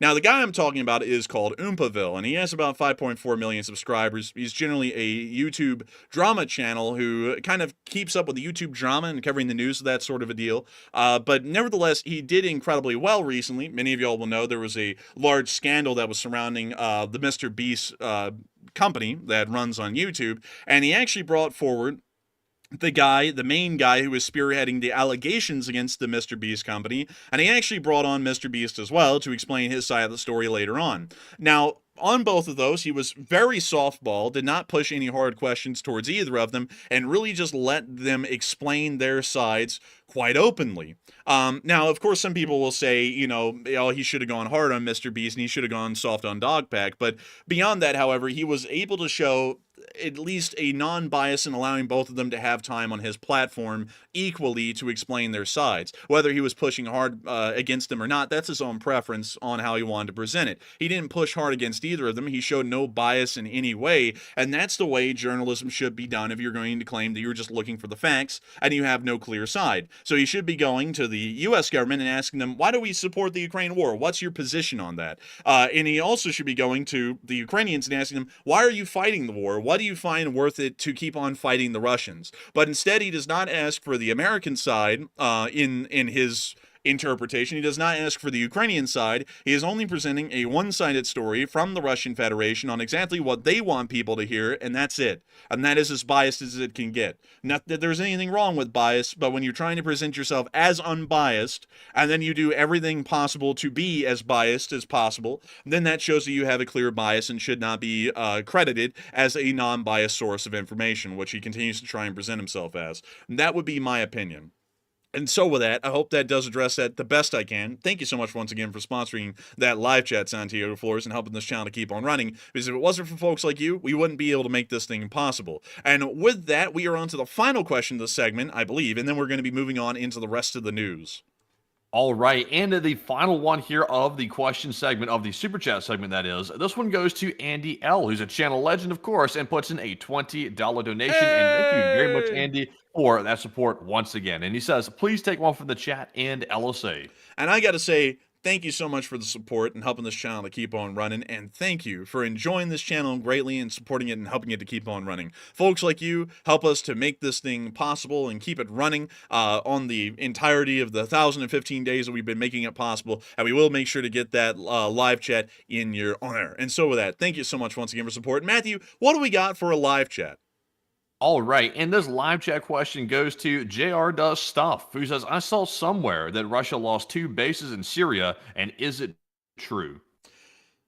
2 bases in Syria. I have not heard that the Russians have, well, technically, if you want to say that the Russians lost bases in Syria, I believe that they had some sort of a small peacekeepers base or something along those lines in Aleppo, and they also were occupying the military airfield at Hama. So technically, yes, they have lost 2. I don't believe the SSG is in control of the military airport at this moment. I think that's currently in no man's land or contested at the time, but they did certainly lose the one in Aleppo. So at least at face value, the statement is largely true. They did lose 2 bases because they retreated from one and did openly lose the other. So with that in mind, I would say yes, the Russian Federation has lost 2 bases inside of Syria by technicality. And so with that, I hope that does address that the best I can. And thank you so much once again for sponsoring that live chat and helping this channel to keep on running, because it's only folks like you who help to make this thing possible and keep this thing running. But a huge thanks to you so much once again. And also, really quickly, folks, you know, folks always say that to talk a little bit more on this whole Tucker Carlson thing, folks always say the best way to do things is to go out and do it yourself. And it's always annoying to me to see that people will do one thing and misrepresent stuff and be largely dishonest with it. And I would have to be honest with you all. In my personal assessment, Tucker Carlson is largely dishonest at this point with this presentation of his channel as being non-biased and only looking for the truth. Because if that was the case, he would easily be able to get an interview with Zelenskyy. Because that makes no sense. Now, this is the thing I want to put out there. It makes no sense for him to say that for some reason the U.S. Department of State, somehow with really no authority or ability to do so constitutionally, stopped him from talking to Zelenskyy when so many other people have. Like right now, Zelenskyy is about to have an interview with Lex Fridman here in a little bit. And I don't see the State Department coming in and blocking that interview from happening. Neither have I seen that with the David Letterman interview or any of the interviews with CNN and Fox. So that's one of the, I will be honest, that's one of those goofy kinds of conspiracy theory statements to feed into it for his audience, where he says something like, oh, the deep state isn't allowing me to go interview Zelenskyy. This is like literally anyone else has been able to interview Zelenskyy with no problems whatsoever. Why can't you? And that's simply because he doesn't want to interview the guy. It probably wouldn't end up that well. Or it may not be what his audience... deep state and the fibbing media. Oh, man, the deep state. Oh, I'm telling you what, man, the deep state, they're trying to get me, or something like that. You know, it's that kind of crap. I just don't believe in that kind of stuff either, because if you know how anything works, that's just not how it works. It's goofy to say that, and that's, of course, in my opinion, blatant misrepresentation, because absolutely no one else has had a problem getting an interview with Zelenskyy except for us. We're the only people who have had a problem with it because he didn't respond to us requesting to have an interview with him. But if y'all wanted us to take it upon ourselves, I would take it upon ourselves, if for some reason anyone accepted our invitation, to interview Zelenskyy and Putin. I have a feeling we probably wouldn't survive the Putin interview. We probably would be put in prison in Russia. But if anyone wanted to get an honest interview, we would throw hard balls at both of them if anyone wanted to get real answers. But I have a feeling neither of them would accept our interview request, because in the big scheme of things, we're just nobodies on a YouTube channel that has pretty decent analysis, but that's about it. But I mean, we might be able to do a Zoom interview with Putin, but the catch is it'll probably last for like 30 seconds. One hardball question and one like presser would probably be the whole interview wrapped up in 30 seconds. But I would never, ever step foot in Russia to do an interview. That would be the last Hell interview we ever no. did. No, I would never do that. And I'll be honest with you all. Here's the thing that would be interesting. When I say we would be throwing hardballs, we would legitimately throw hardballs. I would be throwing hardballs at Zelenskyy. I would be throwing hardballs at Putin for the fact that we've got to be fair. And I think that when you're asking people questions in journalism, it's only fair to give people a tough time. Like, it's to scrutinize them. You know, that's what I think is actually fair. So with that in mind, I would, if we somehow got an interview with both of them, we would set up Zoom calls so that way we could make sure to keep running the stream, 6 days a week, 24 hours in 24-hour cycles and not miss anything. But we would make sure to get out there and start giving out hardballs. We would ask Zelenskyy the real hard questions on why the Ukrainian position should be supported. We would do the exact same thing with Putin and the Russian Federation. That's only fair to do it, because I'm not going to misrepresent it. If you actually wanted fair interviews and fair answers, actually looking for the truth, and while we do have a pro-Western and pro-American bias, I would drop that for that one instant just to make sure that we were able to throw out the real answers, clear answers on what both sides are saying through the horse's mouth itself. And so with that, I hope that does address that the best I can, at least in my opinion. But with that, I'm just saying, we're definitely not getting that interview now. Like, no offense against Zelenskyy, but this goes for pretty much every politician. When an interviewer is a hard question asker, they ask questions that are very tricky for them to answer. No politician wants that. Zelensky's not exclusive to it. So I can tell you right now, we'll never get the interview after saying that, because if we were saying that we're going to go in there and ask like softball questions or questions to like prop him up, maybe there was a small chance, a very, very small chance, but probably not with hard questions. That would probably be a tough one.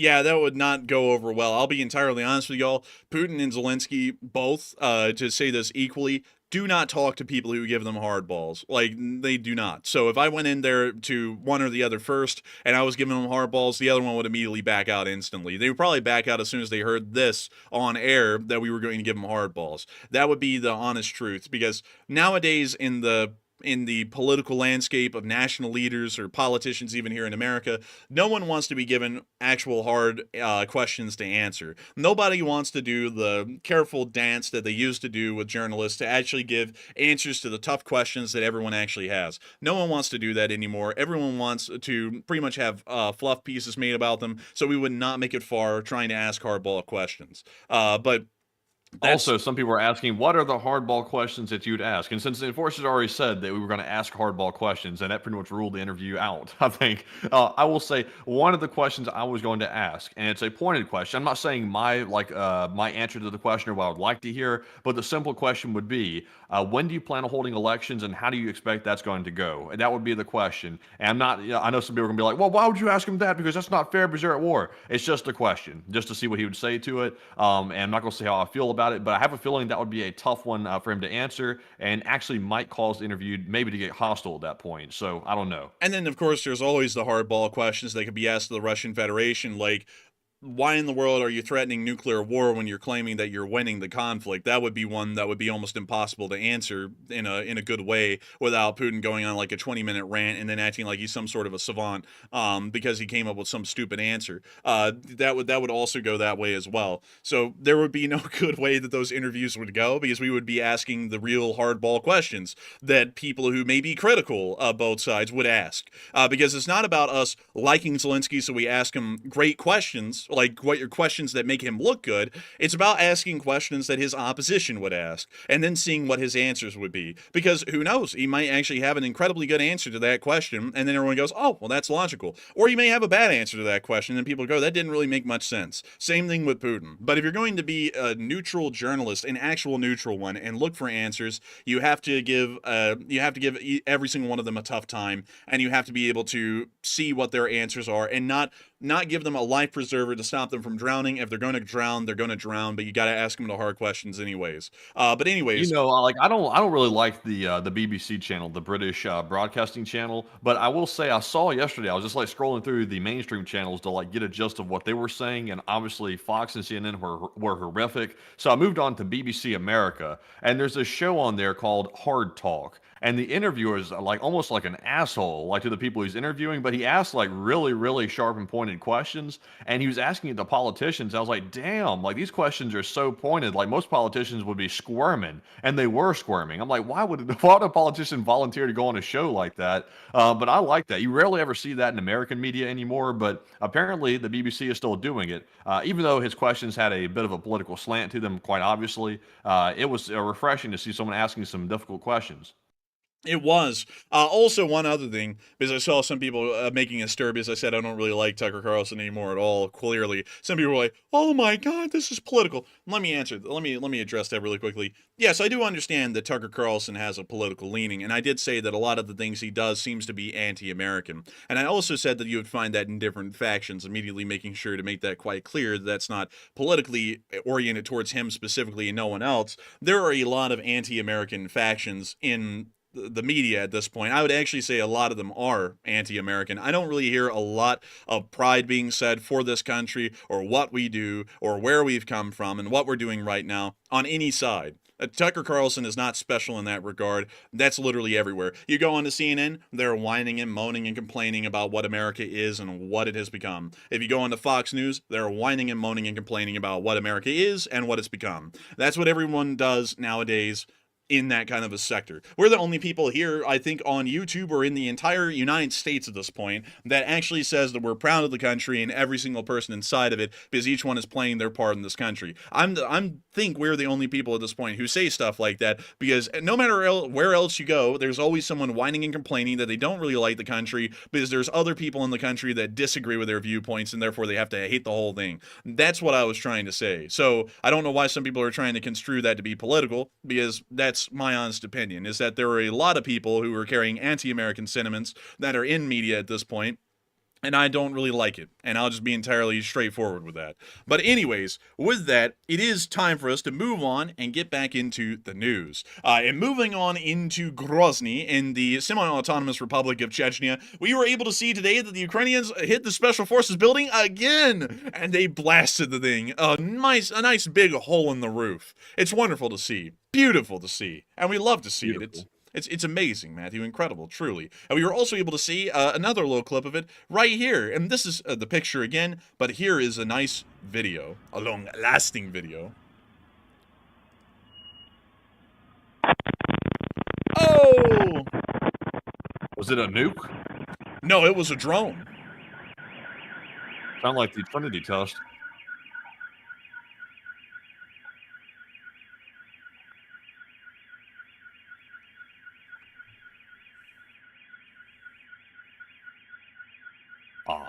Ambiance. Yeah, I like that. Live Ukraine map said dawn, confirm the attack. You hear the car alarm going off in the distance.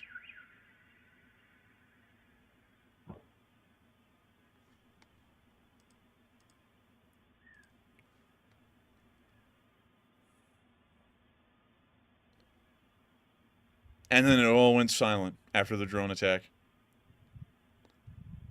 And that's the end of the clip right... Oh! Actually, the car alarm came back on for like 2 beeps. But that's the end of the clip, and nice to see that the Special Forces building was hit. Moving on from that, though, and a little bit further up the way and towards the direction of the Kursk Oblast, we were able to see that a pontoon bridge was hit today with cluster rounds by the Ukrainians. And here's the clip right here. It was done by none other than the Wolf unit. I forgot the exact name of this unit, so let me see. The 8th Special Purpose Regiment. We can see the Russians down there in a little group. They're trying to lay that bridge, that pesky bridge.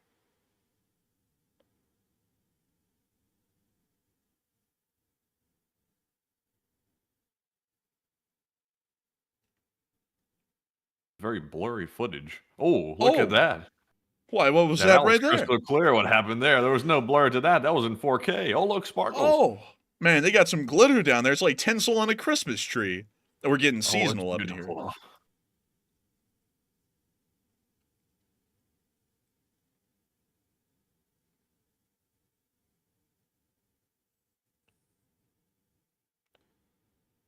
And we can see here the guys trying to lay out the pontoon bridge. I have a feeling they're about to be hit by the clusters.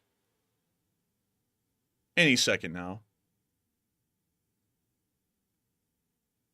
Oh, and here it comes. Oh my goodness. The entire bridge area was laid with the clusters. And we can now see it here in the actual color footage, what that looked like, and it's very impressive. Very demure, very brat. Oh man, that's so brat. Man, the Russians are so creep. Oh man. Aw, man.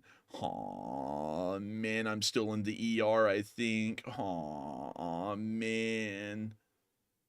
But that's seeing the clip right there. Very nice to see. Moving on from that and into our next clip at Bolshoi Soldatskoy, we also got to see the Rasputitsa starting to flood Russian trenches in the Kursk Oblast.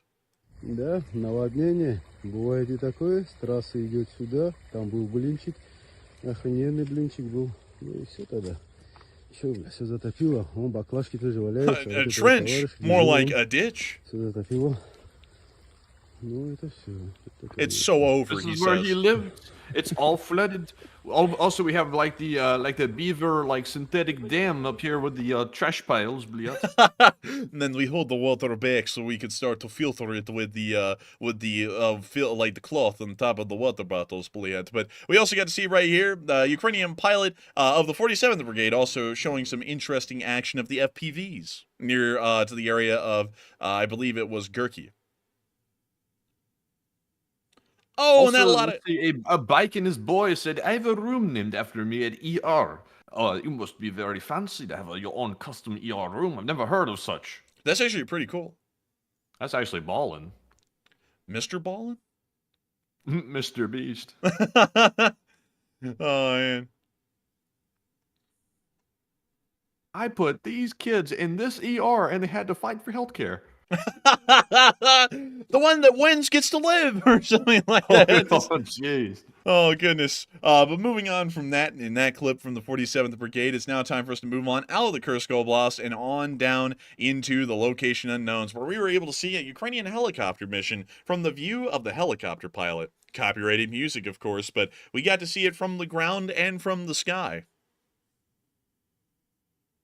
Also, Mr. Ballin is a pretty decent storyteller. I didn't know that was a real person. I'm hearing these new names today. We got Dog Pack. We got this other guy, Oompa Loompa Man. We also got Oompa Loompa Man. We've also got this other fella here, as you just mentioned, Mr. Balla. Man, we got some crazy characters showing up here. Man, and then there's Mr. Feast, who has no relations to Mr. Beast, like none at all. But anyways, moving on from that and out of that clip, we're now moving on into our next one, where we're also able to see a really cool picture made by the Berevi Brigade, which was just cool, so I put it up. Pretty neat. But moving on from that, we were also able to see the Russian Casualty report as well. Big thanks to Miss Disa for publishing this, because Kiev Independent didn't put this on Twitter today, but oh, terrible. Oh my God, look at that. Miss Disa coming in with a loss report because apparently the Kiev Independent might have slipped up and not posted it today. Oh, what a shame. But one new Bobcat today. That's tremendous to see. But Enforcer, tell us more. And I got to tell you, one Bobcat skid steer. Pretty unfortunate to see. It only one. It could have been more. But nevertheless, 1,670 Russian soldiers have been wounded and killed in the past 24 hours, along with 31 APCs, 80 supply trucks, 7 main battle tanks, 26 artillery pieces, 29 drones, 1 anti-aircraft warfare system, and 1 Bobcat skid steer. All in all, Ms. Disa said that the troop losses are the 11th highest daily loss. The 7-day average is still about 1,700, and the weekly is about 12,000 wounded and killed. So it appears that things are going pretty well for the Ukrainians, at least defensively. Moving on from that, though, and into the Vovchans front, we were able to see the 3rd Brigade laying down some heat. And boy, are they masters at laying down that heat. I'm going to hear the horror music playing in the background, because the Russians are about to get really scared. They got the whiteboard brought the easel. Oh, look, they've got the goods. And also, the Asset 150 said Mr. Ballin was a Navy SEAL. Yeah, he actually was, interesting enough. The storyteller guy on YouTube was a Navy SEAL. He does a really good job at storytelling. But there was a whole controversy back in the day that surrounded that. Not because he was a Navy SEAL, but because other Navy SEALs would diss on him. Just for the fact that he was successful, which I don't really get. So there was a whole thing, drama thing on YouTube about that. about how Navy SEALs were like disowning him because he was a storyteller on YouTube, and I was like, that's a really stupid thing to disown someone from being a Navy SEAL over. Like, you know, there's others out there who've done worse, you know, like lie about entire combat stories and then make a book on it and have a successful movie made about it. But, you know, who am I to talk about it? How can you be disowned as a Navy SEAL? Either you were one or you are not one. Well, you know, it's like other Navy SEALs, like, you know, like they gatekeep, you know, or something like that. So if you do something like that they don't approve of, then they're all going to treat you as a black sheep and an outcast or something like that. It was something weird. That sounds pretty stupid. Yeah, it was pretty stupid. You know, and with that, that's the end of that clip right there. We're now going to be moving on into our next clip, north of Vovchansk, where we're able to see more Russian drones being shot down by the anti-air actions of the 3rd Brigade. And the away team said, he's a great storyteller, though. Oh, yeah, incredible. Like, I think he does a great job of that. I would say he's one of the best, in my opinion, in that category. And I think that the kind of treatment that he got was very uncalled for, in my opinion.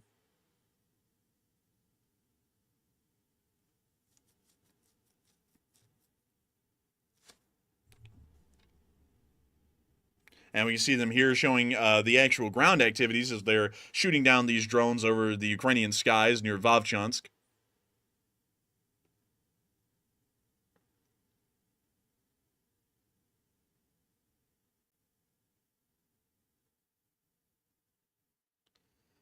And wow, oh, kittens. Oh, that was cute. And someone said, don't fly in my sector. I guess it's like, what are you doing in my swamp?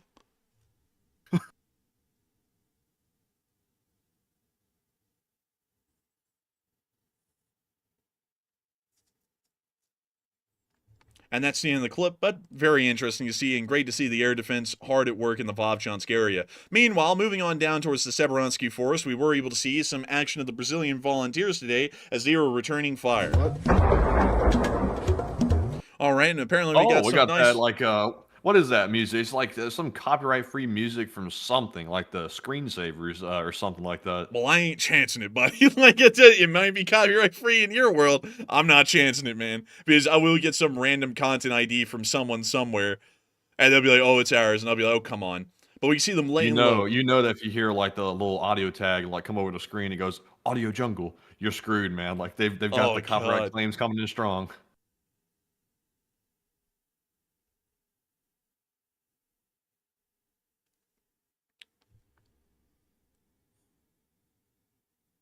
And also, I see that a lot of people are still going crazy with this, so I'll try and address it while we watch the Brazilian volunteers here.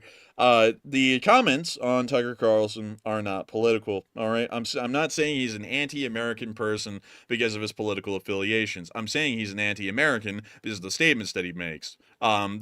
Just because someone is a political person does not mean that because I say something about them, that's reflective of their entire political affiliation. I would have a feeling that some people would understand the nuance in that, but it seems some don't, so I have to make sure to clarify that really quickly. And I'll try and clarify that a little bit later once we get into the next question segment. But we were also able to see the Brazilian volunteers firing on Russian positions in this clip as well.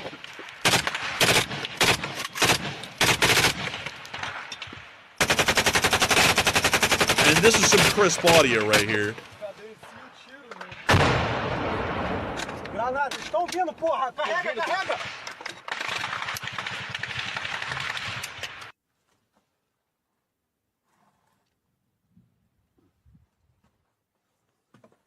And we see them now showing themselves around the bunker.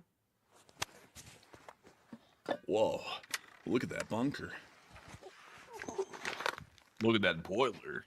Whoa, look at that boiler. That's another guy I'd say is anti-American. He's got nothing positive to say about the Republic.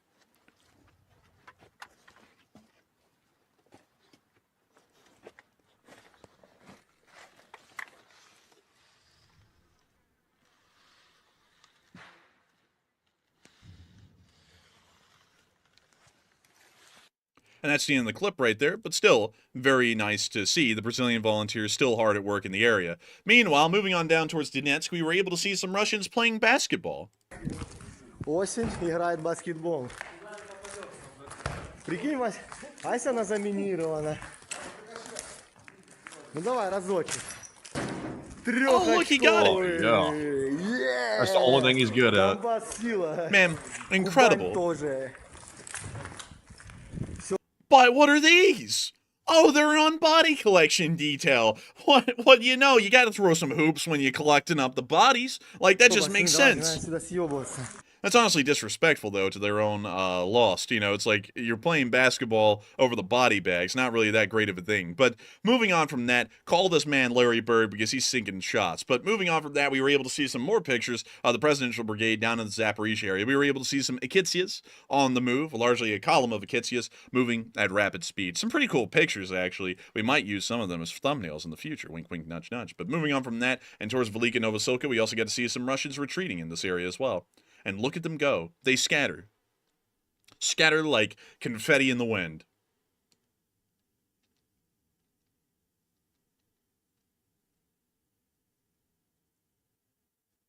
And that's the end of the clip right there. Really nice to see, and we absolutely love to see it. But moving on from that and out of the area and down into the Kherson region, we were able to see that the unit global warming is firing off some mortars and heating up the world just a little bit. And kind of in the conflict area. But we can see them moving around here.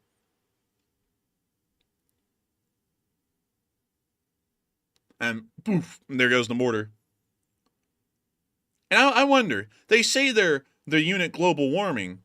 Are they warm? Or are they cold? I'm interested. You know, it's not global warming you have to worry about. It's that nuclear warming. Oh, goodness. That nuclear warming. And with that, that's the end of the clip right there. Very interesting to see. And with that, we're now going to be moving on out of the Kherson area and up into Kyiv to cover the speech from President Volodymyr Zelenskyy here on day 1015 of the war. And so, without further ado, here is the short-lasting speech. It's not that long-lasting, but here it is. Шановні українці, українки, коротко про сьогодні. Доповідь головкома Сирського, фронт, наші кроки для посилення напрямків. Постачання в бригади. Курська операція. Була доповідь також керівника ГУР. Буданов доповів щодо російських намірів на найближчий час і щодо ситуації в Сирії, те, як зміна розстановки сил Сирії може змінити глобальні обставини. Також була доповідь по ситуації в Грузії. Це в Грузії, звичайно, не лише проблема одного народу. І не тільки нашого регіону, як сьогоднішня влада в Грузії штовхає країну на очевидну залежність від Росії. Це просто ганебно. На які речі вони йдуть зараз проти свого ж народу. І коли в Москві хвалять цю владу в Грузії, це чітко окреслює, на кого вони зараз у Тбілісі працюють і для кого розганяють протести. Точно не для Грузії. Ми готуємо нашу юридичну реакцію та працюємо з європейцями і іншими партнерами щодо конкретних дій. Я доручив підготувати відповідні санкційні рішення. Була сьогодні доповідь прем'єр-міністра. Вже майже 5 мільйонів українців дали заявки на зимову виплату, є підтримки. І сьогодні ж увійшла в програму «Укрпошта». Це буде ще більш ніж 2 мільйони людей, які отримують пенсії та соціальні платежі через Укрпошту. Так само ці люди отримують і виплату в 1000 гривень. Ми обговорили сьогодні роботу з Європою, з Європейським банком реконструкції і розвитку, партнерами схвалені інвестиції, обсяг 1 300 000 000 євро. Це кошти на інфраструктуру, логістику, зокрема це енергетика. Вдячний партнерам. Скоординували роботу з урядом на грудень, особливо роботу з прифронтовими регіонами, все, що стосується опалювального сезону, фінансів, енергетики, безпекових питань. Ще одне. Привітав наших воїнів з Днем ракетних військ і артилерії, вручив державні нагороди, бойові хрести, почесні відзнаки за мужність та відвагу 107-й реактивній артилерійській бригаді, Кременчуцькій бригаді, також 15-й окремій бригаді артилерійської розвідки «Чорний ліс». Дякую вам, воїни. Дякую усім, хто б'ється заради нашої держави, заради наших людей і усім, хто нам допомагає. Слава Україні! And Rom Slava. And with that, that is the end of the speech from President Volodymyr Zelenskyy here on day 1015 of the war, and that is moving us on into the second segment of this stream where we get to talk to all of y'all, each and every single one of y'all. And it's always a fun segment, a long-lasting segment, and it's always a fun one because we get to talk about interesting things, to be entirely honest. And I gotta say that it is a wonderful thing, an incredible thing, because y'all always have some very interesting things to say, and we always have some interesting things to joke and laugh about. But nevertheless, I do want to get back to something really quickly that I said I would address in the question segment, because some people don't get nuance, and so I want to make sure to clear up the nuance here in what I'm saying, because many people, well, not many, but a few people took great offense to what I said about Tucker Carlson, and the statements that he is making are anti-American, and a lot of what the media says these days is anti-American, from every side. Allow me to explain. This country is an amazing republic made up of around 350 million people, one of them being me. I consider that pretty much most of the actions and activities of every single person in this republic are truly profound and incredible. There are people from every walk of life, every single area of the world that have moved to this country and have made the greatest nation on earth, largely an island of misfit toys that ended up becoming the land that everyone wanted to live in. It is truly an incredible place. And even now, with the issues that we face in the modern age, just like any issue this republic has faced before, it is still the most amazing and incredible place there is in the world, even with the problems that it has right now. What I generally see in the media these days is a rash of un-American statements that are unpatriotic, have no passion, no belief in them behind this republic and the citizens of this nation, and I find that to be something that is incredibly disturbing to me as someone who considers themselves to be a patriot of the republic. Some of the things that I see that I generally am against strongly is that when very political people do not have their folks in power, the ones that are elected, they generally start to deride the entire state of this country, and in fact go to the point of saying that the country has lost its over and they hate the country.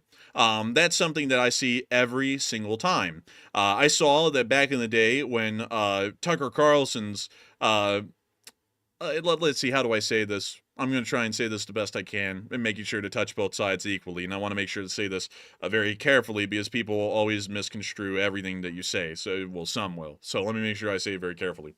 When Tucker Carlson's guy was president, and he's about to be president again, way back in 2016, Tucker Carlson, for some reason, just had an epiphany, and the nation was at peace again. It was whole, and it was brilliant, better than it had ever been.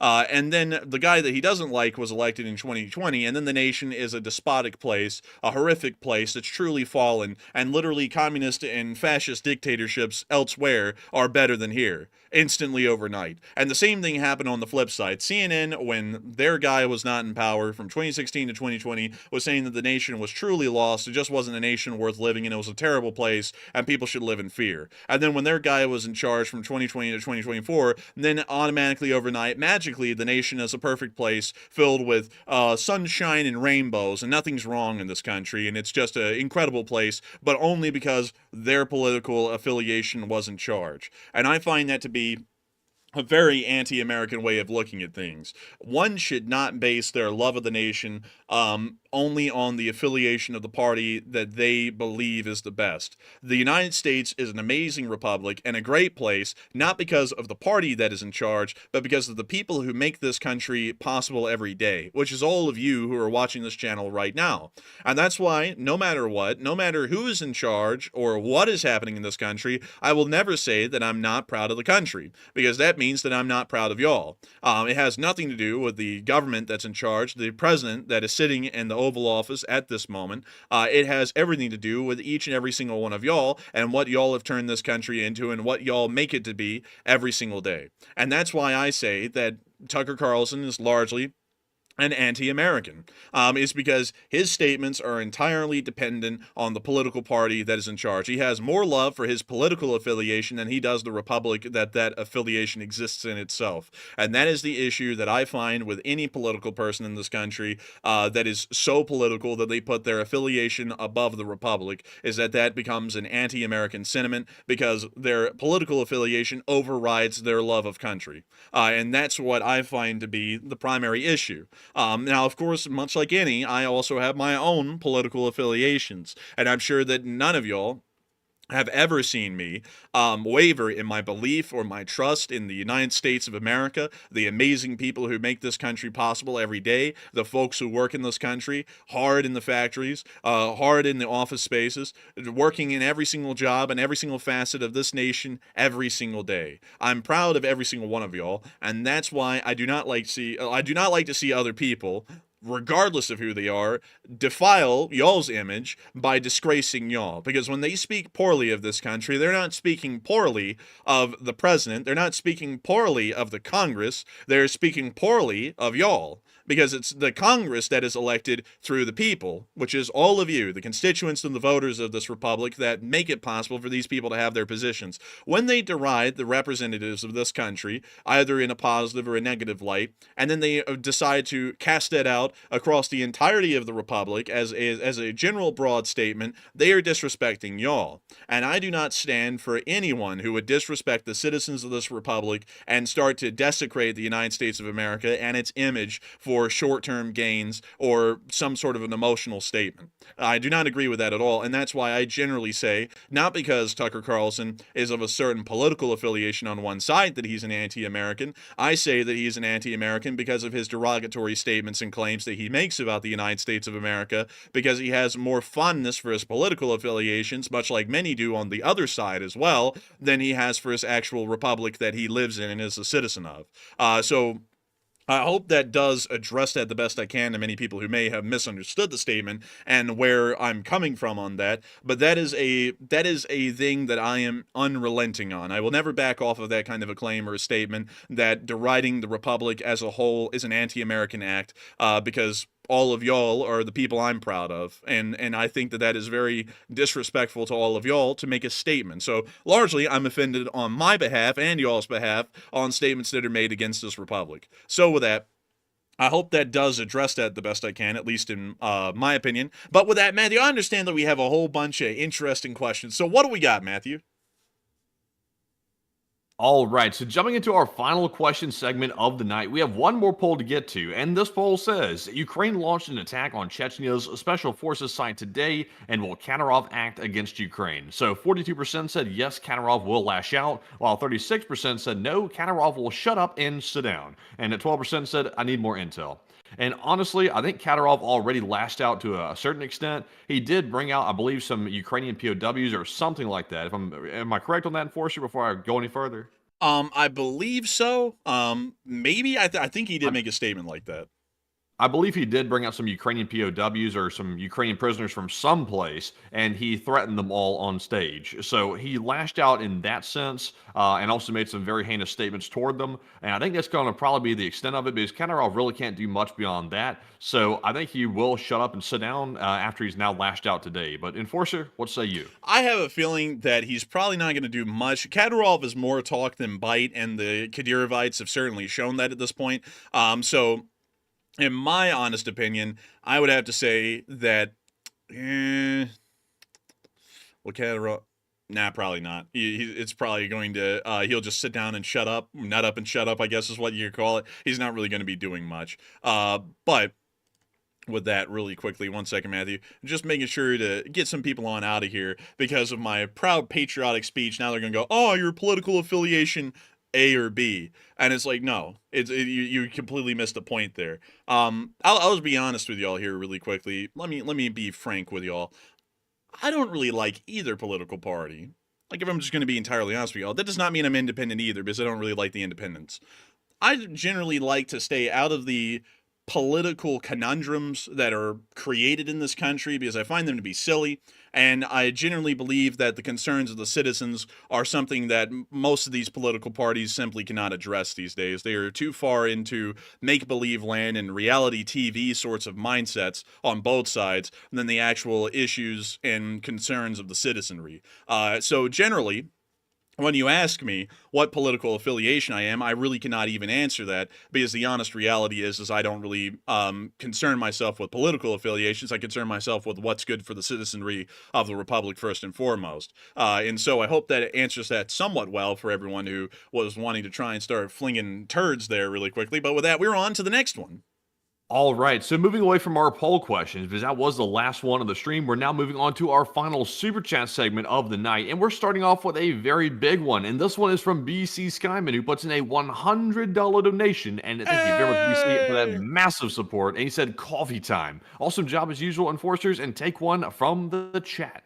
And thank you so much for the massive support, BC Skyman, old guard and a channel legend. And I got to thank you massively for helping this channel to keep on running, and thank you so much for saying that we're doing an awesome job, BC Skyman. You've been around backing up this channel since day one, and I got to thank you so much for always throwing in the kind words, and also massively supporting this channel, because you help it to be possible for us to keep the lights on and keep this channel running. And so a massive thanks to you so much once again. I hope that does address that incredibly well. And with that, we will make sure to get a live chat in your honor. And so, what do we got, Matthew? All right, so that live chat sponsored by BC Skyman goes to Faded Desires, who says, should we see A-10s go to Ukraine instead of retirement? And I would like to hear your opinion and what effect they may have, if so. And can you reread that one again? So they said, should we see A-10s go to Ukraine instead of retirement? And I would like to hear your opinion and what effect they may have, if so. Now, that's a good question, and we've addressed that before. That's actually one that turns into a very heated debate on this channel. As many will know, it's one of historic proportions. But to answer your question on the A-10, the A-10, in my opinion, may not be tactically viable in the modern airspace of Ukraine, in my personal opinion. Generally, we see that the A-10 Warthog in U.S. Air Force doctrine has been relegated to areas where there's nearly complete air superiority or absolute air superiority, meaning that there really isn't any air threats that could shoot down the A-10, and there also isn't any real threats from the ground that could shoot down the A-10. That kind of a reality does not exist in Ukraine. Ukraine's frontline skies are incredibly contested by air defense systems. And the A-10 Warthog, in its not really its primary role, but its secondary role of using its main gun in strafing runs, would most likely be subjected to ground fire and easily be shot down. The A-10 Warthog is not as invincible as the legends claim. The A-10 can be shot down, and it was shot down a good bit during the Gulf War, and it has been shot down, I believe, a few times since, but very seldom, generally because it operates in areas with almost complete or absolute air superiority. The other issue with operating the A-10 in Ukraine is that it takes a very long time to train pilots, and it also is quite expensive as well. So when we consider into the equation that the A-10 may not be tactically viable on the battlefield, like on the actual battlefield, not on a strategic level, but on the tactical level, it may not be viable. And then we have to factor in that it would be expensive to train enough pilots and also ground crews to be able to operate these aircraft. It starts to become economically unviable for the kind of impact it's making on the battlefield. Another thing that's also an issue with the A-10 is that for it to not be on the front line directly, it has to use standoff weapons, and standoff weapons is something that the A-10 does pretty good at. It has an extremely high amount of hard points, and it has a great loiter time, so it can sit around for quite a while and just lob off standoff weapons for a pretty long while without really running into any big issues. But that, once again, is in an atmosphere where there really is a great deal of air superiority. The A-10 is very slow and really doesn't have a great way of defending itself if it does come under fire from some sort of a surface-to-air missile. It largely is a game of luck at that point that the surface-to-air missile has some sort of an issue and then ends up veering off course. The A-10 has a decent radar profile, and while it is able to carry chaff and flares and possibly divert a missile, that isn't always successful, especially if they're using more modern missiles, such as the R-77, which is an air-to-air missile, or some sort of an S-300 or an S-400 system. Maybe even an IGLA, in some instances, can easily shoot down an A-10 Warthog, even if it is using standoff weapons. So with that in mind, I generally would say that I don't think the A-10 would be a good fit. I think if we were to give them any more air assets, I think they should be more F-16s, because the F-16 actually does everything that the A-10 could possibly do, still in a great sense of danger though, but it could still possibly do, but better. The F-16 is faster, it's more maneuverable, which is a major element in its defense against incoming fire, because in the air war these days, especially when talking about incoming missiles, it's a kinetic battle that's being fought in between the F-16 and the incoming missile, or any aircraft and the incoming missile. One has to be able to have enough speed and at least enough practical maneuverability to be able to wear down the missile before it gets close. What that's generally called is cranking, which is where you take the aircraft and you bank left and then right over and over and over again to try and bleed the missile's speed. And you generally want to keep up a high speed while doing that, because that means that every single time the aircraft is turning left or right,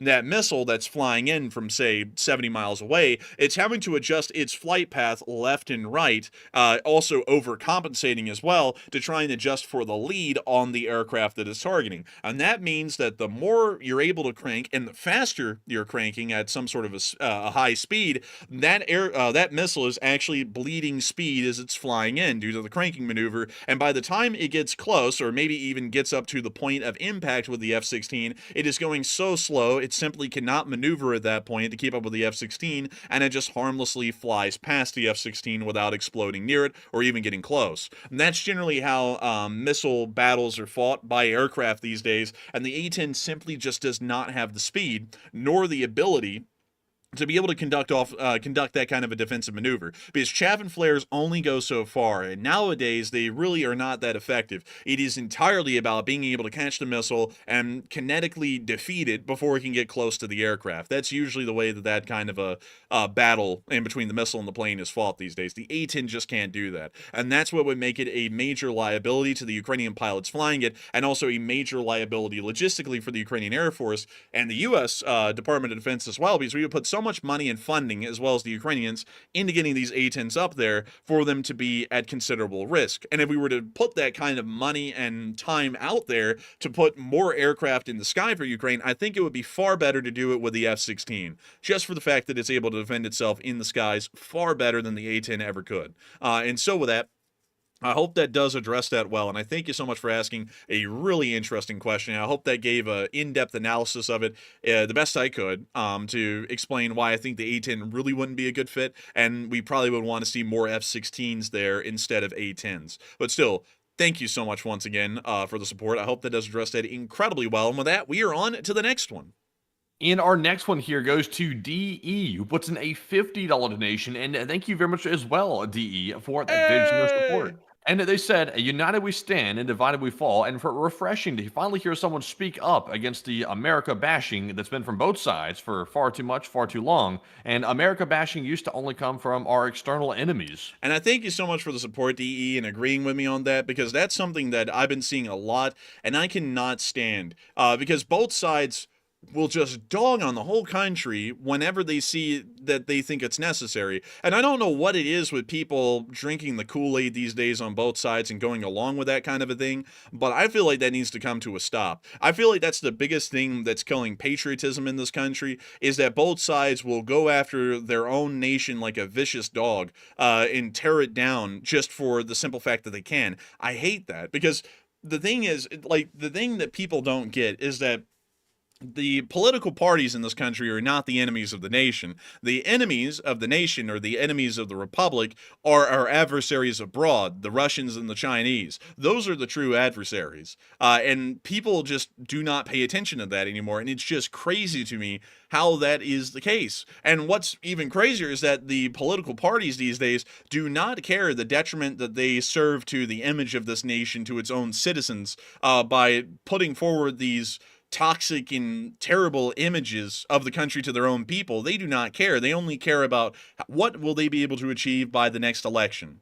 And I think that that is a terrible way to run the discourse in this country over what this nation is or what it should be doing. And I cannot stand it either when people will sit there and say, I'm a pro-American, and then they put out the most terrible stuff about the country ever. Like, I'm pro-American, but, like, you know, people from the country suck, or people from the cities just suck, or these people need to be, like, you know, these people just need to be, like, and I'm saying this here really quickly. This is not what I'm saying, but I've heard people say this around me from both sides. people who are not of the political affiliation of me should be taken out and shot for what they're doing to this country. I have heard that so many times, and in my daily life over the past few years, it is insane to me. It blows me away every single time I hear people saying that folks ought to be just taken out and shot en masse because they're a different political affiliation than the other, and they just don't like them, and they've trumped it up in their mind to think that the opposite political affiliation is destroying the country. That is absolutely crazy to me when people do that. And I'm like, don't you understand? Like, that is a terrible way of looking at things. Like, it's a horrendous way of looking at things, and that's how people do it. And on this channel, we try and change that. Now, the thing with that, though, is that most people follow the leader for the large part. I want to put that out there, because I'm not saying that the people, the citizens of this nation, are at fault for this. The citizens of the nation are working within the media framework that's being given to them, and that is what it is, and it's always been that way.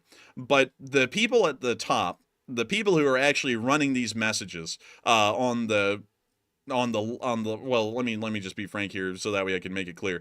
On the left and the right, who run these kinds of messages, who make people anti-American, hate their country, and think that there's nothing to be prideful of it for, those people need to curb the messaging. That's the best way that I could say it, or completely be removed from the messaging sphere and have new people brought in who are pro-American and will disagree on domestic topics, as that is what America does, and that's a key part of this country, regardless whether people like it or not. The friction that the political parties make is a necessity to what we do.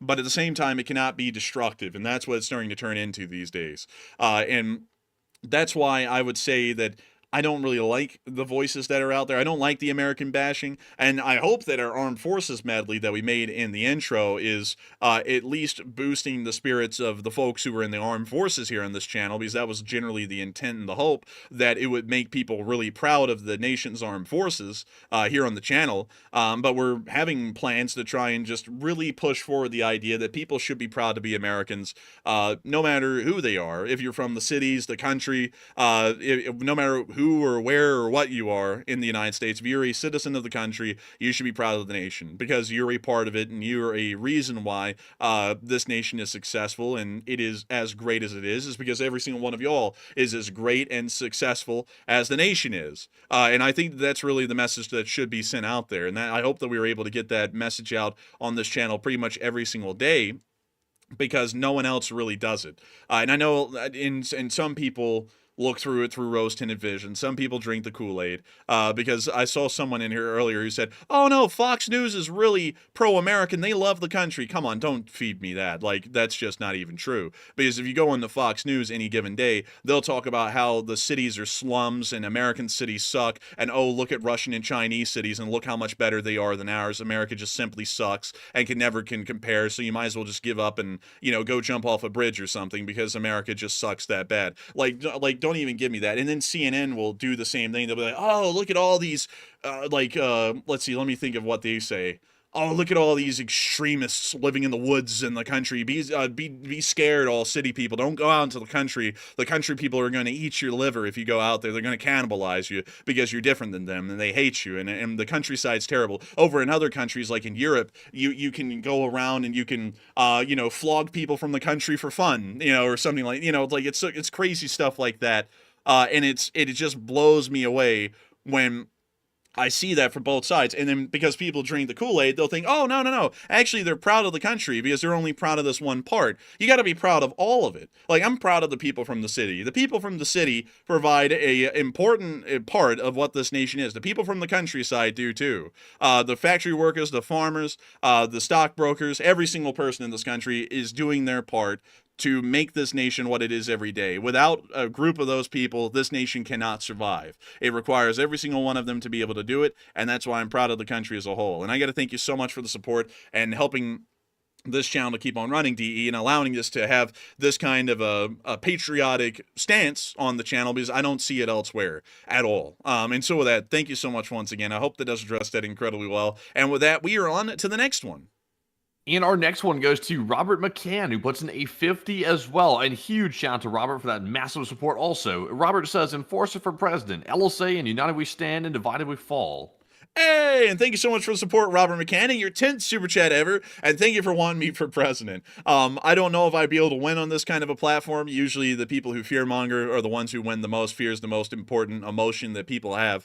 But nevertheless, I agree with that. United we stand, divided we fall, and I gotta thank you so much for agreeing with my statements and supporting the channel and helping me to continue to make these kinds of statements, because we're really the only people who do. And some people will be like, oh, you don't? You're like, you're not the only person. No, I'll tell you this. In the Ukraine war sphere, which we come from, now that we're kind of a world news channel, we have been able to remove ourselves a step from that kind of a sphere. And I'll be honest with you all, that's kind of for the better, because the Ukraine war sphere became hyper political over the past few months, extremely political. And with that comes a lot of American bashing. And I see a lot of people, and and I get this, and I want to make this fairly clear. A lot of people are like, well, there are things wrong with the country, and it does have to improve. And yes, of course, it does have to improve. There's many things that the nation has to improve on. That's a given. It's always a given. We always have things that we have to work on. But at the same time, though, that doesn't mean that you have to run the country through the dirt just because it has things to improve on. Like me personally, I think mass transportation is a major lacking factor in really everywhere in America, and I think that's a pretty big issue. I also would generally say that modern city planning in America is a pretty serious issue as well that needs to be fixed. That's not to say, though, that the country is lost and we just have to give up the country. That's going to the extreme. Yes, it does have issues, sure, and I could point out plenty of issues that I think it has that should be fixed. But that does not mean that the country is just a lost cause, because there's issues with it. And that's what I want to try and make it clear, as clear as it can possibly be, that's the way people should be thinking about it. It's not that the country's lost or it's over because we don't have the highest education standard in the world, it's over. No. It's great. American education is some of the best in the world. It's up there in, I believe, the top 10 or so. Or I believe, generally, I think the top 20 or 30. Which is still fairly high considering there's 190 countries in the world. It's not perfect, sure. And we can get it a lot higher, but it's still something to be proud of. We have a very good standard of living in this country. Generally in this country, most people, unless if there's some sort of an external circumstance, generally have a house. That's pretty wild when you think about it. In most other undeveloped countries, most people may or may not have a home. On top of that, food security is something that is insanely high in this country. Never in this nation's history has there been an actual famine due to a lack of food. The only time that there's been anything close to even being a famine was the Great Depression, and that's because people could not afford food, but not because there was a complete lack of food, which is something that this republic has been blessed with since its early history. There is an amazing thing to be said for the quality of life that is seen in this country, and a lot of people take it for granted. A lot of people take it for granted, for example, that pretty much every single American has an automobile. Most other countries, even in the developed world, most households do not have an automobile. Most people don't know that the median income in this country is insanely high. I mean, wildly high. The median income in West Virginia is $57,000 US a year at the moment. And that is the lowest median income in the country. West Virginia is the poorest state in the United States of America. And even still, West Virginia beats by a country mile the United Kingdom, where the median income, I believe right now, is somewhere around $37,000 US. That is insane to think that the poorest country in this nation is still wealthier than one of the wealthiest countries in the first world on a median income basis. That is truly incredible when you think about it, and it really shows how skewed a reality is for a lot of people in this country when they say, oh, things aren't great here and things aren't wonderful. And then when you compare it to even our allies who are very prosperous on their own, we still sometimes beat them by country miles in some aspects.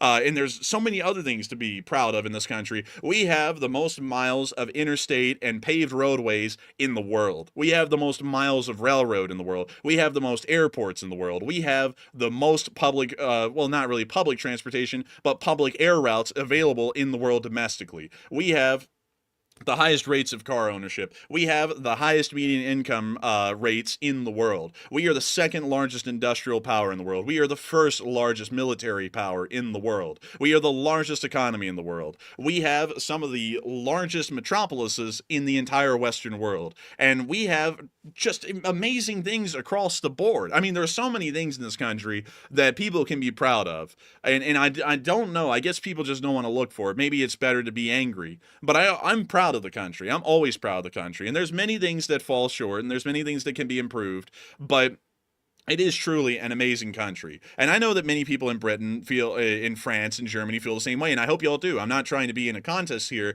but I think that folks who are from a country should be proud of their country and think that it is the best in the world, and while it may have things that aren't perfect and need to be improved, they still are sure as hell in a great place, and it could be even worse. I like to look on the bright side of things, and I thank you so much for the support and helping this channel to keep on running, Robert McCann, and I hope I was able to address that incredibly well, because if it wasn't for folks like you, I wouldn't be able to be on air and be as pro-American and pro-Western as I hope I am. And so with that, thank you so much once again. I hope that does address that incredibly well. And also, I just saw someone, look at this, amazing for the rich. Oh, buddy, here it comes. Oh, it's amazing for the rich in America, but it's bad for everyone else. Do you understand what a Big Mac is?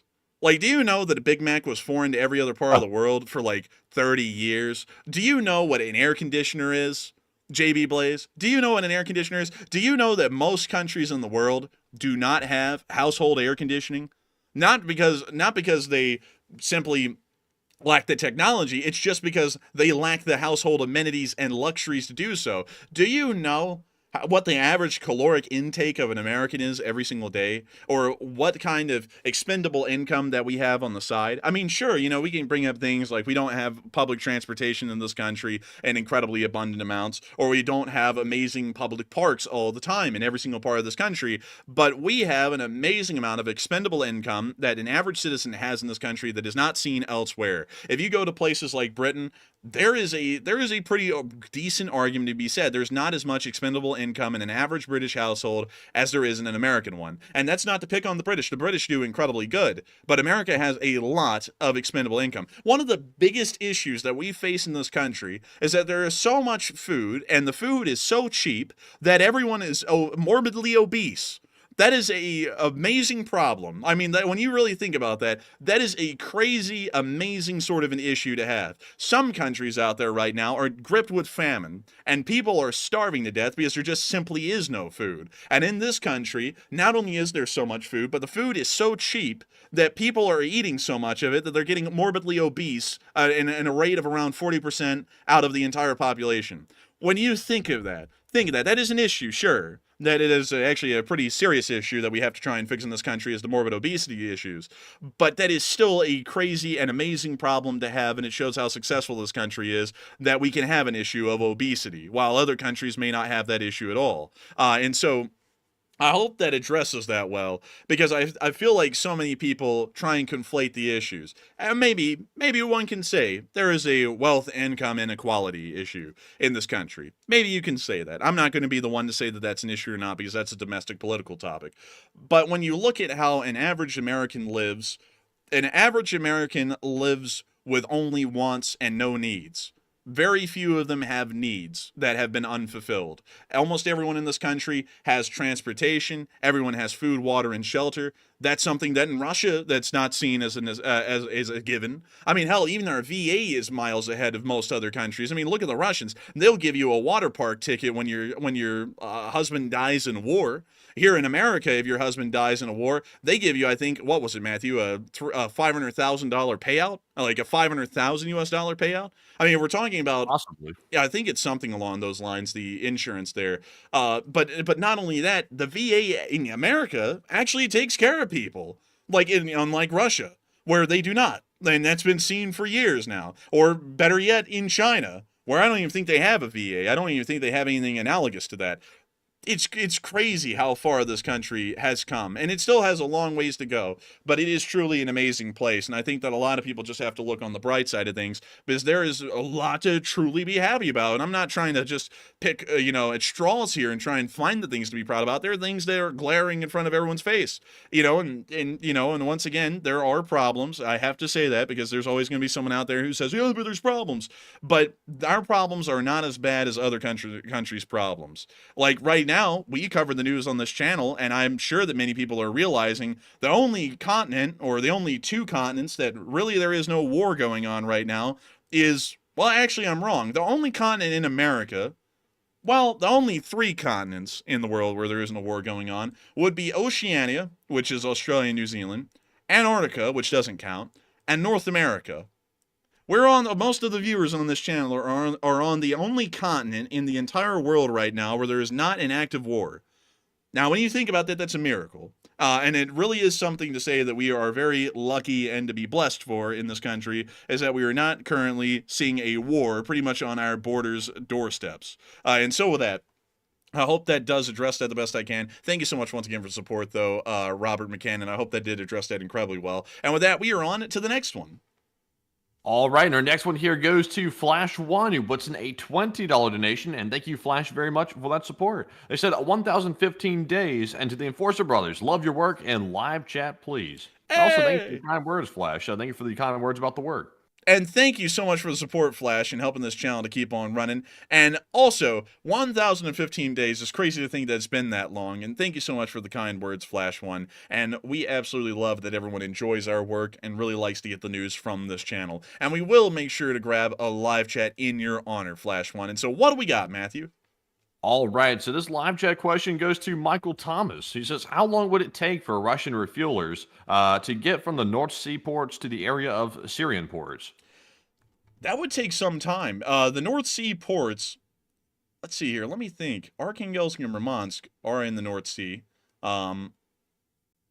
That would take months, probably. I would assume maybe 36 days at best. Probably the most economical speed. Because they also have to stay in the area once they get there. And they also probably have to have an economical enough fuel consumption to make it round trip. So that may actually extend it to about 48 days or so for them to transit the entire area. So it would take a long time for them to get any oilers or tankers down there to be able to help out the Russians and the Syrians to continue on the conflict. And so I hope that does address that the best I can. But they could try and do it with commercial tankers, though. I need to mention that really quickly. That would circumvent the Bosphorus and the Dardanelles being closed, because it wouldn't be a military oiler, it would be a civilian oiler, and so they could just transit it straight through the Bosphorus and Dardanelles and probably cut that down to about 4 or 5 days, probably. And so with that, I hope that does address that the best I can, and thank you once again for the support and helping this channel to keep on running. And with that, we are on to the next one.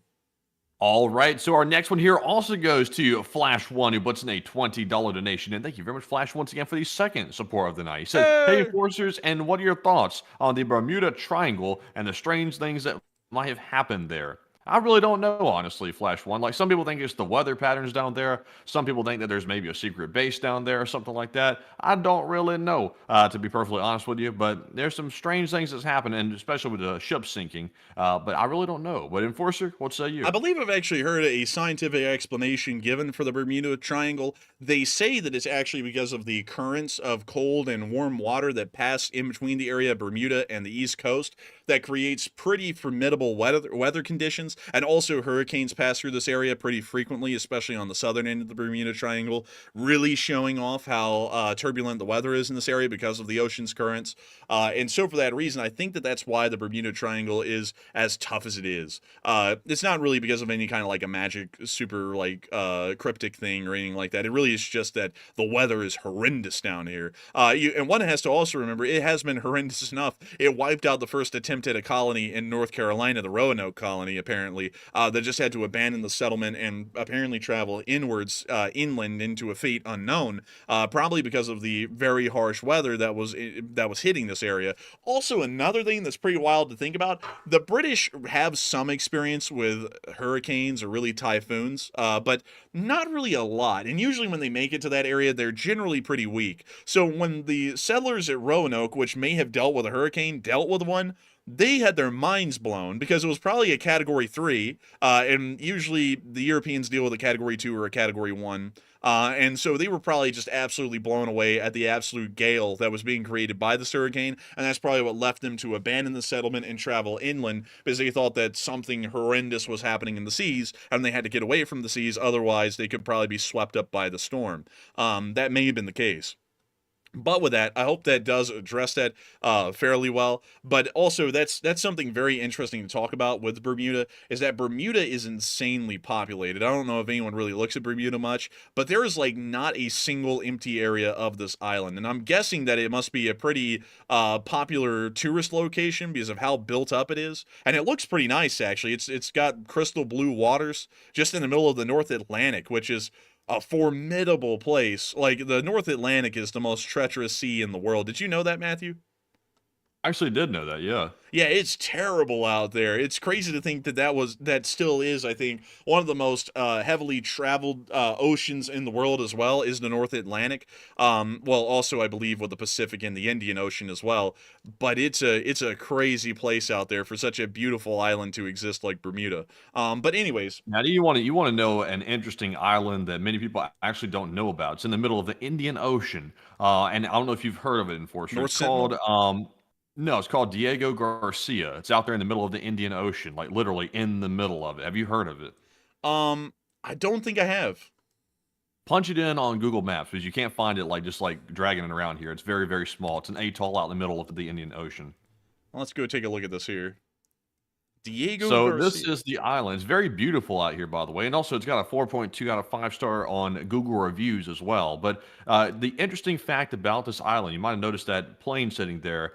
Do you know what's special about this island? It is a U.S. military base. It is a top secret UK and US joint military base where they conduct research, and also it's a naval, I believe it's a naval support facility as well for the US Navy, and also for the UK as well. And it's very secretive, and also only military is allowed on the island. Oh yeah, yeah it is. Because you can see where they could bring in some vessels to refuel because they have a fueling port right here. So they could say, yeah, this is certainly like a naval support base, but very well strategically centered. I mean, look at that. It's literally smack dab in the middle of the Indian Ocean. That's an incredible It spot is, to be. and also on the, I believe it's the east, maybe the southeast side of the island. There's an optical like telescope system down there as well, toward the right side of the island. You Yeah, might here we see it go. here. It's right there. That's interesting. Yeah, take a look at that. It's pretty cool. It's a really advanced little station there, right there on the side of the island. Let's take a look here. Do they have a picture? Oh, they do. Look at that. Wow. It's just telescopes. I don't know why they need it to be out here in the middle of literally the Indian Ocean. To like, there's probably like a scientific reason for There it, like is. maybe like a lack of interference or something to interfere with the telescope. But it's pretty interesting. It's like literally out here in the middle of nowhere. I know why it's out here. They're probably deep space telescopes, I would assume, and they're out here because of the lack of light pollution. Because anywhere mainland these days, there is an insane amount of light pollution that makes deep space telescopes have an incredibly tough time viewing objects incredibly far away from Earth. And so for that reason, considering that this thing is out here literally in the middle of the Pacific where there is no light pollution, it's able to see into deep space incredibly easily from the surface. Interesting. And also, by the way, there's actually like a couple of people in the live chat that's actually been stationed or they've been to this island. Interestingly enough, I see that a bike in his voice said we had to shut off our headlights driving by that at night. So that would make sense since it is optical, apparently based there. So that would make sense. Also, I did see, let's see, someone else said they had been there as well. That's right. It was 6/3 said, I've been to Diego Garcia. My dad was deployed there. And also, by the way, I thought that family members weren't actually allowed on the island. I thought it was literally limited to just the service members. That's my understanding. But maybe back in the day, it was a little bit different. I thought it was just the service members. It's pretty interesting, though. They actually, oh, man, hang on. These are just some generic pictures here. I was about to be, look, they actually have pictures. They do not. But let's see here. Oh, look. Cannon Point. I suppose it's named because of this cannon on the point. That seems very apt. But let's see here. Wish we could read these a little bit better. Sadly we can't. So unfortunately I do not know what those are. It looks kind of like headstones, to be entirely honest, but still, it's a pretty beautiful island out there in the middle of nowhere, but a good You know, I spot to think there be. was like a huge controversy as well about like that. I think there were some indigenous people that lived here on this island, and the military, I think, wanted them out. So I think they shipped them to the UK or something. I think they're like housing them and paying for their whole stay and all that in the UK, so they can relocate somewhere else. Because I think the military actually kicked them out of there, if I have the story correct. And if you've been stationed there, let me know if that's actually like the whole story, because that's what I've heard. They just kicked them off the island. One second, let me go check that really quickly because I'm interested in that. Let's see here. Let's see. Let's see here. So they're actually handing it over to the islands of Mauritius, while allowing the military base to remain under a 99-year lease pending a treaty ratification. So technically, the island will now be owned by the nation of Mauritius, which I believe is just to the north. Well, where the hell? Oh, way down here. So apparently, this island right here is now going to be owned by Mauritius, all the way down here, instead of the Maldives, which is just north of them. I don't know how that works. Make that make sense. But beyond that, though, Who's leasing it? The UK is leasing it. so yeah, now let's see here. According to what happened just in October of 2024, they're going to be giving the island to Mauritius, but they're going to be able to remain on the island due to a 99-year lease.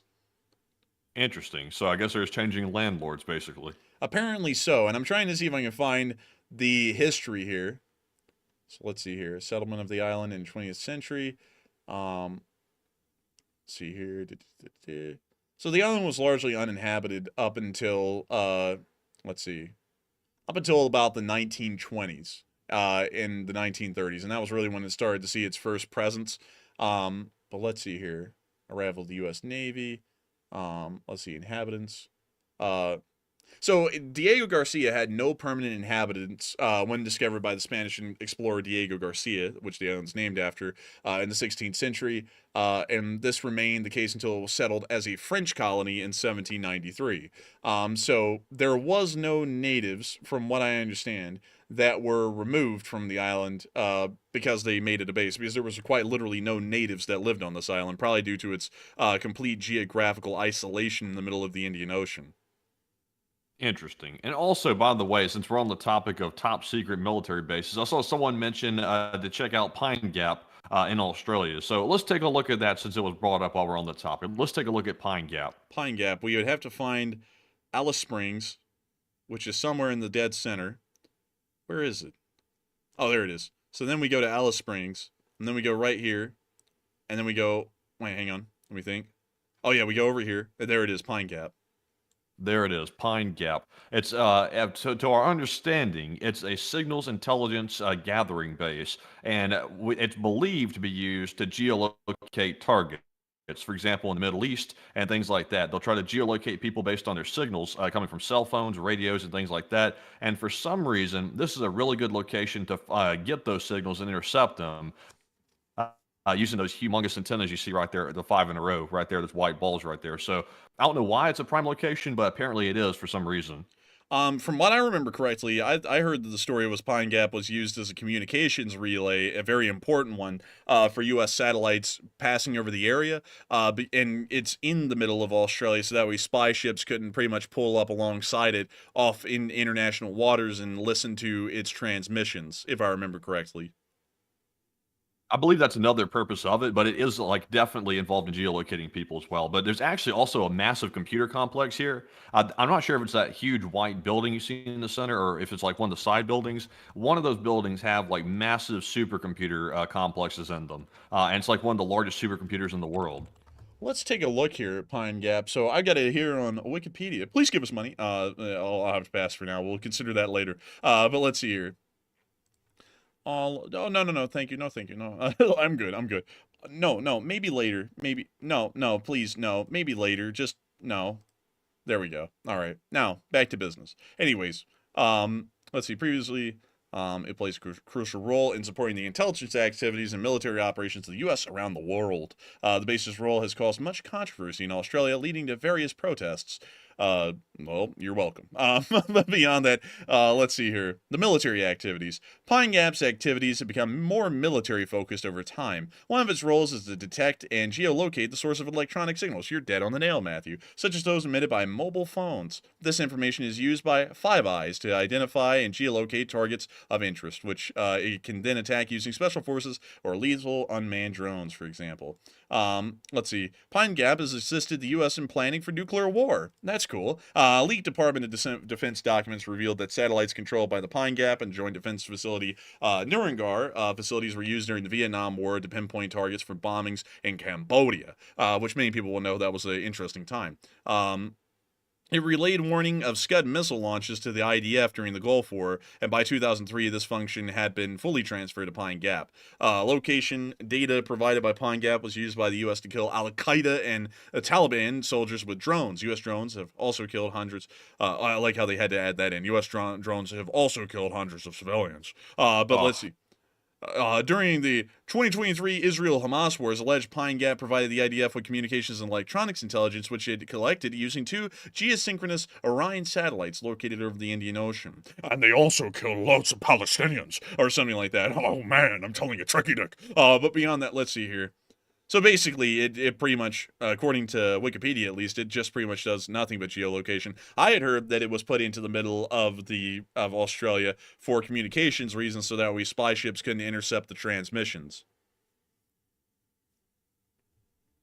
Now, I've heard that as well. I don't see it written in the Wikipedia article either, but I've heard that. And also, since it is in close proximity to China, or at least closer than it could be elsewhere, I'm sure that it probably is instrumental and spying on China as well would be my assumption, but that's not been proven. But it's right there, so it's probably a big asset for that. You know what they say, Matthew. You can never trust those Chinese. But beyond that, I hope that does address that fairly well. Also, here's another picture of Pine Gap. I like, man, a U.S. base is a U.S. base because they always have a swimming pool, for one. They always have a swimming pool. And they always have these nice little greens just for you to wander around in. No matter where. It could be in the literal middle of a desert. They're going to have that for some reason. Man, they've always got to have it. Also, did you see the people try to get into here? There's those 3 guys that I think in their 20s or something like that. They drove up to the Pine Gap perimeter gate and they tried to get through, but the security held them up, asked for their IDs, and I think held them there for a couple hours or something. Then finally let them go. Did you see that video? I think I did. I actually did see that video at some point. I don't remember when. I don't really think I watched a lot of it either, to be entirely honest. I think I just kind of watched it for a few minutes and then moved on because it was kind of like an Area 51 attempt where someone tried to get in and then they were like, hey, you're in the wrong place. You need to go. So I think that's kind of what it was. I don't really remember watching much of it, though. Yeah, they always that was really honestly a stupid thing to do. Obviously, if you go to the gate, they're going to do a background check on you and all kinds of crazy stuff because they're suspicious of you. But it's just never wise. If you accidentally make a wrong turn, for example, if you make a wrong turn in Huntsville, Alabama, and you accidentally head down this road to the Redstone Arsenal, which it happens real easy because there's this offshoot ramp that's really not well marked, and sometimes you get right on the road to Redstone. They are going to hold you up for a solid 30 minutes to an hour if you accidentally go to that gate, just because they'll either try to I don't know if it's for harassment or they're trying to actually check something on you or what, but they will do that, and I can tell you that for a fact. And let's see, where in the world is the gate? Because I'm not seeing it. So you go down here. And then you go down here. So where in the world is the checkpoint, man? Because I remember it being, oh, wait, is it right here? Yeah, it's right here. So there it is. There's the Arsenal gate entrance. You know what's interesting, dude? They don't have any of those squiggly roadblock things or anything here. It's just a straight shot in. So you just go speeding right into the Arsenal. I feel like they need to change that to where they have some blocks or something like that. So you have to kind of squiggle your way in. I think they had those little those flat ones that lay flat on the road and then they deploy and pop up. I think they have those right underneath the cover. So they do have something, but it's just not visible from the satellite. Yeah, that's interesting. Maybe these are it right here. I think that might just be concrete. I think that is concrete. I think that's concrete. But still, that is really interesting to see. You love to see it. You know what I mean? And still, yeah, that has happened to us once when we were young, when we were kids, and we were with our mom. But beyond that, though, you can drive all the way up pretty much to the gate, because all of this, I think, is still in the public. Because there is this nice little place called Rocket City Tavern, which everything in Huntsville is named Rocket City. I think Huntsville just generally calls itself Rocket City, and that's why everything has that kind of like a little nickname to it. But this city is pretty neat. And also, by the way, like whenever the Ukrainians get their hands on some type of Russian military equipment, the U.S. will request to get that equipment, and most of the time, actually all the time, actually, Ukraine will always hand that equipment over to the U.S. We'll go procure it, we'll bring it back, and it goes right to the Redstone Arsenal in Huntsville, Alabama, and that's actually where they dissect it and basically try to figure out how it works, how the armor is constructed, and things like that. It always comes back to Redstone Arsenal in Alabama, to my understanding. I think maybe some things might go other places, but most of it comes back to Redstone. Yeah, most of it does go to Redstone, but there are loads and loads of arsenals throughout the entirety of the United States that do all kinds of different things. But the Redstone Arsenal generally does the Army's research and development for rocketry programs, and also a couple of other small things. But the smaller things is usually captured military equipment. It's kind of like our version of the Bovington tank grounds. When Britain would ever capture anything, they would send it either to the Aberdeen Proving Grounds or Bovington back in the day. And that's just kind of our equivalent these days here in America. But still, another cool thing to bring up about Huntsville is the Fed money. Now, people think the Fed money is a myth, and I can promise you it's not, because Fed money is real. Fed money lasts. It's real money, long-lasting money, because this is what the parks look like in Huntsville, and it legitimately looks really nice up here. Man, that's what happens when you have Lockheed and, all the other ones here. Yeah, all those. If you have them, you have the Fed money. Yeah, and then they also have the very aptly named. Let me go over here and show you all this one. I like this one. This one's funny. If I remember correctly, this is the Werner von Braun Arena or something like that, isn't it? Yeah, I think so. Or wait a minute, no. Von Braun Center. Yeah. This is the Von Braun Center. And that's why it's all called VBC. But here it is, the Von Braun Center, named after a Nazi rocket scientist who worked for NASA. But he's known fondly out there in the world of rocketry and NASA, not because he was a Nazi, but because he did a lot for U.S. rocketry. But here's what the inside of the Von Braun Center looks like. And it's always interesting whenever they bring up Von Braun, especially here in Alabama. Is it like, he did some interesting things in the war, some contract work, and then he worked for us. And you're like, well, what contract work did he do? And then they're like, well, he was a Nazi. And then it's like, oh, okay. But he was brought over in Operation Paperclip, along with all the other Nazi scientists who pretty much had all of their sentences commuted so that way they could do important work for the United States. But that's the story behind the Von Braun Center. Also, what is this right here? What do we have here? Is that an old SD-60? Is that going to be on the ground view? Holy smokes. Wow, that thing's ancient, man. That is ancient. That's HMCR. Oh, look at that. Now, that's even more ancient, man. Do you see that car? Oh, that is ancient. Man, look at that. That's like a lot of... Dude, this is like the 1960s out here again or something. It's like, what the hell is this? And look at that. They have another one. Now, these are not SD-60s. Like, I got that wrong. I don't know what they are. They look like... General Electric U-boats, which is kind of cool. What is this rail line? Like, hang on. We're going to have to go look at this because HNCR. Wait, let me go back over here and look at this one. Because this is some kind of a short line in Huntsville, and it may actually do work for the arsenal. So, HMCR Railroad. Let me go pull that up. HMCR Railroad. The Huntsville and Madison County Railroad Authority. I have never heard of these people in my life. So let's see what they are. Was created in 1984 to operate 13 miles and a quarter of track that was abandoned by the L&N. But what does it do? What is its job? It exists as a public entity as an Alabama Railroad Authority. This has got to be like the only one in the state of Alabama that's run as a state railroad authority, because there is like no Alabama Railroad anything in the state. So what the hell is its job? Let's see. Receives no appropriations or public funding. It exists on its own revenue generation. Authorities operate the railroad. Let's see. It interchanges with Norfolk Southern. But what does it do? And they are U-boats. That is so cool, dude. U-boats are so old. Like, pretty much all of them have been retired elsewhere in America. So it's really cool to see that they have some of these. Primary traffic consists of various plastics and other chemicals. A marked shift from brick, lumber, sand, and aggregates primarily handled in the past. Publicly available audited financials indicate the operation is in good financial condition. That is crazy, dude. Like, I didn't even know that Huntsville had its own tiny little railway. But that is so neat. Look at that. Like, I remember, like, I saw a couple of these things as a kid, and I was like, oh, man, I don't even know what the hell they are. And then when I grew up and I learned about these General Electric U-boats, I was like, that would be cool to see them in real life. And they actually are here in Alabama. There's like 3 of them, apparently, that run on this railroad. But that is just so cool. I mean, that is so neat. But anyways, I hope that does address that well. Really cool thing. Maybe one day when I go back up there, I'll try and find this and gawk at them. But that is just so incredibly cool. Anyways, with that, I thank you so much for the support. I hope that does address that well. And we are on to the next one. All right, and our next one here goes to Fernando, who puts in a $20 donation, and thank you very much for Fernando, for that support. And he said, appreciate you guys for keeping track of the war, and there's a lot. And thank you so much. Excuse me, and I'm not finished yet. I was actually turning on to hear what that noise was. I was like, what the hell is that? It was just a dog. But Fernando said, I appreciate you guys keeping track of the war, and there's a lot of misinformation out there, and Putin wants to be the lord of the world, and cheers to Ukraine.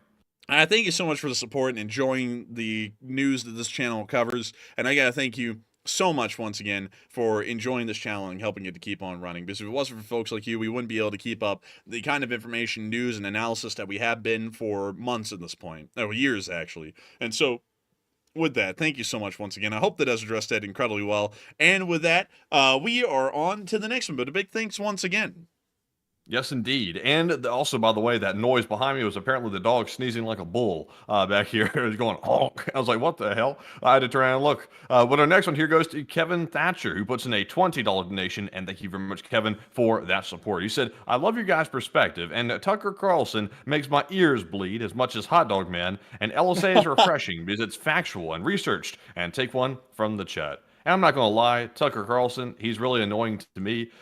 If you like him, you're perfectly fine. It's a free country. But me personally, Tucker is like a mouth for hire, essentially. And that seems to be the case with most journalists these days, is they're mouths for hire, if you can call Tucker a journalist at all. But, Enforcer, what say you? And I thank you for the support. I'll be entirely honest with y'all. I'll spill the beans. I never liked the confused dog look that he gives to everyone he asks a question to. I've always found that annoying. The laugh is obnoxious. And that's just my opinion on that. Like, and generally it comes off as a person who could easily be disliked. Generally, I don't give condemning statements to a person's character like that often, but with him, I will. I will say with really any current president, former president, future president, they all generally seem, and the candidates as well, very interesting people that would be interesting to conversate with. They have some charisma about them, but that guy, not really. I just don't like the guy. Like, I'll just be entirely honest with you. Outside of his political affiliations, I just find the guy obnoxious. There's a lot of people I find obnoxious, but, you know, speaking on him in particular, I do find him obnoxious. And I thank you so much for the support and helping this channel to keep on running. I hope that does address that well. And someone's about to say, how dare you? Tucker's fun and entertaining. That's your opinion. Like, that doesn't mean it's mine. I don't like the guy. And I know that that's not ingratiating me with other folks out there in the world who do like him. And some of those people may be watching this channel, but I just personally don't like the guy. Like, let me go. 1 second, Matthew. Let me go get this. I could just imagine, like, Tucker in a back room somewhere talking to people and being like, can you believe it? I told them that I like Putin. Here we go. Like, literally. This is the face that annoys me. This one. It just annoys me. All right. I don't know if I lost Matthew on the Discord call there or not. That's why I was just having, like, some silence there. Like, this look, like, I get it that you want to look interested when someone asks a question, but this is just ramping it up to 10, you know?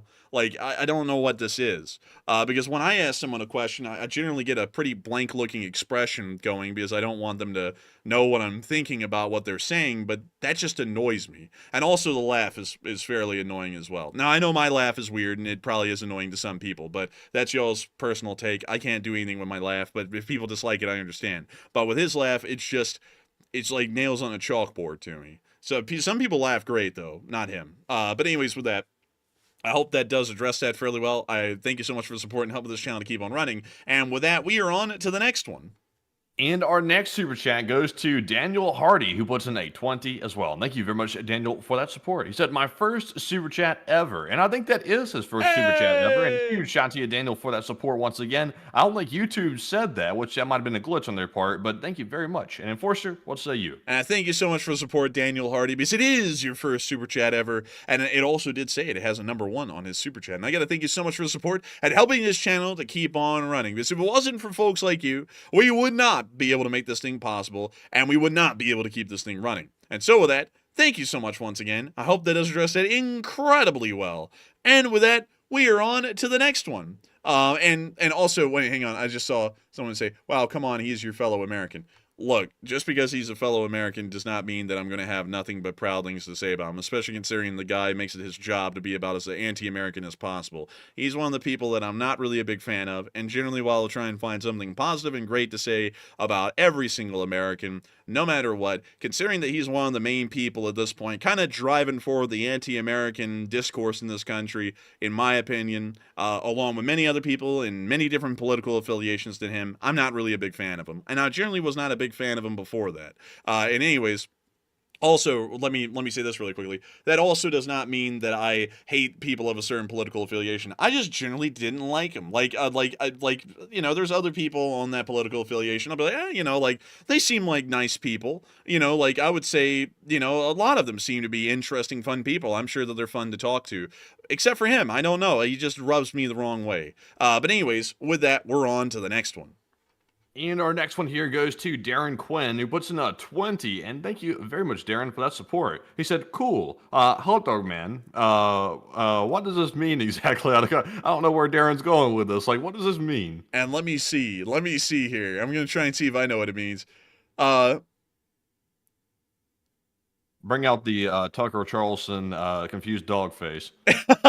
I don't know what that means either. Thank you for the support, Darren Quinn, and helping this channel to keep on running. Unfortunately, though, I think we're going to have to skip on reading it because I don't know what it means, and I'm scared to read it because I don't know what it means, and it could mean bad things. But still, thank you so much once again. I hope that does address that fairly well. And with that, we are on to the next one. And also, let me get rid of one person, by the way. There's like going off like politically. We don't have that here, okay? But our next one here goes to, guys, this is, wait a minute, hold on, what the hell? Hold on a second. They said, guys, this is really, it's Doomsday Plane. It sounds like the Chicken Little character trying to say that username there. It's actually written like that. You have to, Look, Jack, guys, this is really, you know the thing. But if that is how you say your username, which I read it off exactly like it's written, thank you very much for that $10 support. They said, emergency alert. This is just a joke, by the way. Green turkeys and radiated green bean casserole. F Russia, FG, damn, and F the sour cream guy in Iran. What the hell? And Slav Ukraine. And also, this is genitals. And also all the other ones as well. We can't read off. Also, Putin is a crapshoot. That makes sense. And I gotta say, thank you so much for the support and helping this channel to keep on running. If it wasn't for folks like you, we wouldn't be able to make this thing possible, and we wouldn't be able to keep it running. And so a big thanks to you so much once again. I hope that does address that incredibly well. And before we move on to the next one, I saw someone say something, man. I gotta address it here, okay? I'm gonna address this really quickly and succinctly, and then we're gonna move on. Someone said, Tucker is not anti-American, and it's okay not to like him, but Tucker is constitutional. Okay, he's an anti-American. Let me lay out why. One, he doesn't like the country. Makes that very clear. He thinks that America sucks and every other country that is not America is better than America. He says, for one, look at the Russians. Look at their quality of life. It's so much better than anything in America. Their groceries are cheaper. Putin's a strong leader. Sure, he kills the political opponents, but he's a strong leader. And hey, at least the groceries are cheap. And then he also does the same thing with the Chinese. Look how clean and modern their cities are. Sure, their citizens don't have rights. Sure, they don't have the same values and culture as Americans do. But hey, at least the cities are clean. Like, the guy's not a pro-American by any measure. Like, I would say, the Chinese, anytime anyone takes a picture of a Chinese city, they cherry pick the pictures because the Chinese Communist Party doesn't want you to see the shitty cities that the average citizens live in. The Russians sure as hell do not have a better quality of life than us. The average Russian makes, I think it's $11,000 a year on average. And sure, their spending power is on par with what you could buy on average in America with the prices they have in Russia. And beyond that, everything else they have is squalor. They do not have nice cars. They do not have nice houses. Their houses are bare bones with no luxurious accommodations to them whatsoever. They have issues with even making a living. The government is wildly corrupt. The businesses are wildly corrupt. Sometimes you could make an honest month's work and not get an honest month's pay. It is a horrendous country and a shitty one at that. And to make that country sound like it's better than America by any means or any measure is anti-American in my book. Like, that's just how I got to put it out there. And sure, I'm sure that you and me will disagree. And I'm not trying to get in a fight with you here about this. I'm just saying what I think about the guy. But putting the Russians on an exalted pedestal above this republic is outrageous to me, because anyone with two eyes could clearly see that that is not the case, and the Russians are not even on our level. Like, the Chinese are the only people who are close to our level economically, and even then they fall wildly short, at least for a country outside of the Western sphere. That would be my opinion, and that's what I disagree with. That's why I say he's not a pro-American. Anyone who exalts another country outside the United States that is not in the Western sphere and goes, look at how nice it is. I don't know if they're getting paid by these people or what, but you would have to be blind to say that the Chinese or the Russians are better off than the United States. Like, now, I would get it, though, if people are like, look at Sweden. Look at how nice they are. Because Sweden is, like, a really nice place. It's an incredibly nice place. And I would get it if people say that. They're also an ally in Western alliance, so it makes sense. And maybe there's some things that we can learn from the Swedes in certain aspects and implement it here in the United States. But when people say it about dictatorial regimes that have squalor living conditions for the average citizenry, it's like, that just makes no sense. Like, it doesn't. And then some people are saying, you know, he means the architecture. No, he doesn't, because the architecture is almost the same everywhere now. Everyone uses postmodernist globalist architecture. That's just how it is. And there's nothing different in between Chinese skyscrapers, Russian skyscrapers, or American skyscrapers at this point, because they all look the same. So there's no way to say that that's what he's talking about there. He's talking about it's better just because it's not American and America sucks. That's the whole message that this guy gives out. Just like anyone else on the other side who says America sucks. It's all the same thing. But with that, hey, can we get a little quick look at this meme I sent you on Discord, by the way? Like, I sent two of them. Like, take a look. It's about Tucker Carlson. Oh, dude, what the hell is the first one, dude? What was that look? What was that look that he was giving? What is that? Like the Putin look? Yeah, look at that, man. Putin was like leaning in, like he was about to do something, and then Tucker Carlson just sitting over there looking like, I'm a confused dog. Like, I'm sorry, what'd you say?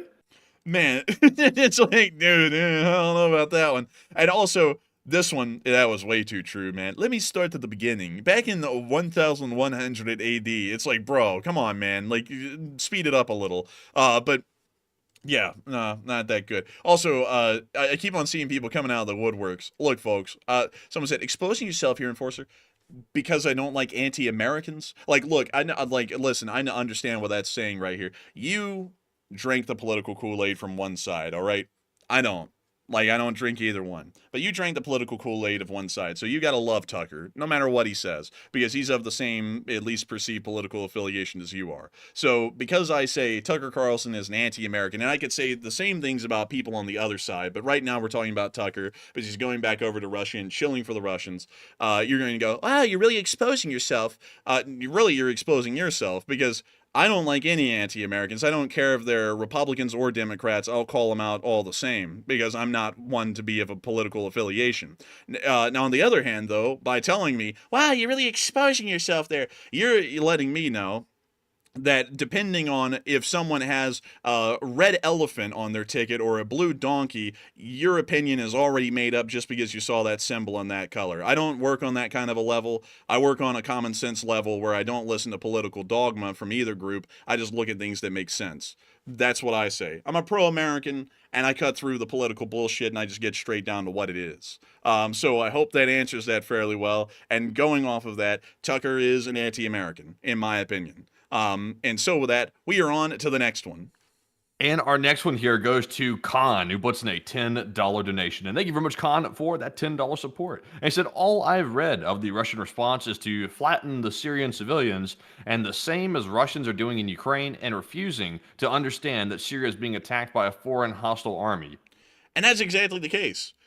Like the Russians, every time they lose, they start bombing people, and they don't care who it is. They don't care if it's the SSG forces, the SDF, or even the SAA. They'll just start bombing people indiscriminately and hoping that it changes the situation somewhere. And that's what I would have to agree with completely. They do the same thing everywhere, and it doesn't end up achieving anything. And so I thank you so much once again for support and helping this channel to keep on running, because if it wasn't for folks like you, we wouldn't be able to make this channel possible. And so with that, I hope that does address that the best I can. And with that, we are on to the next one.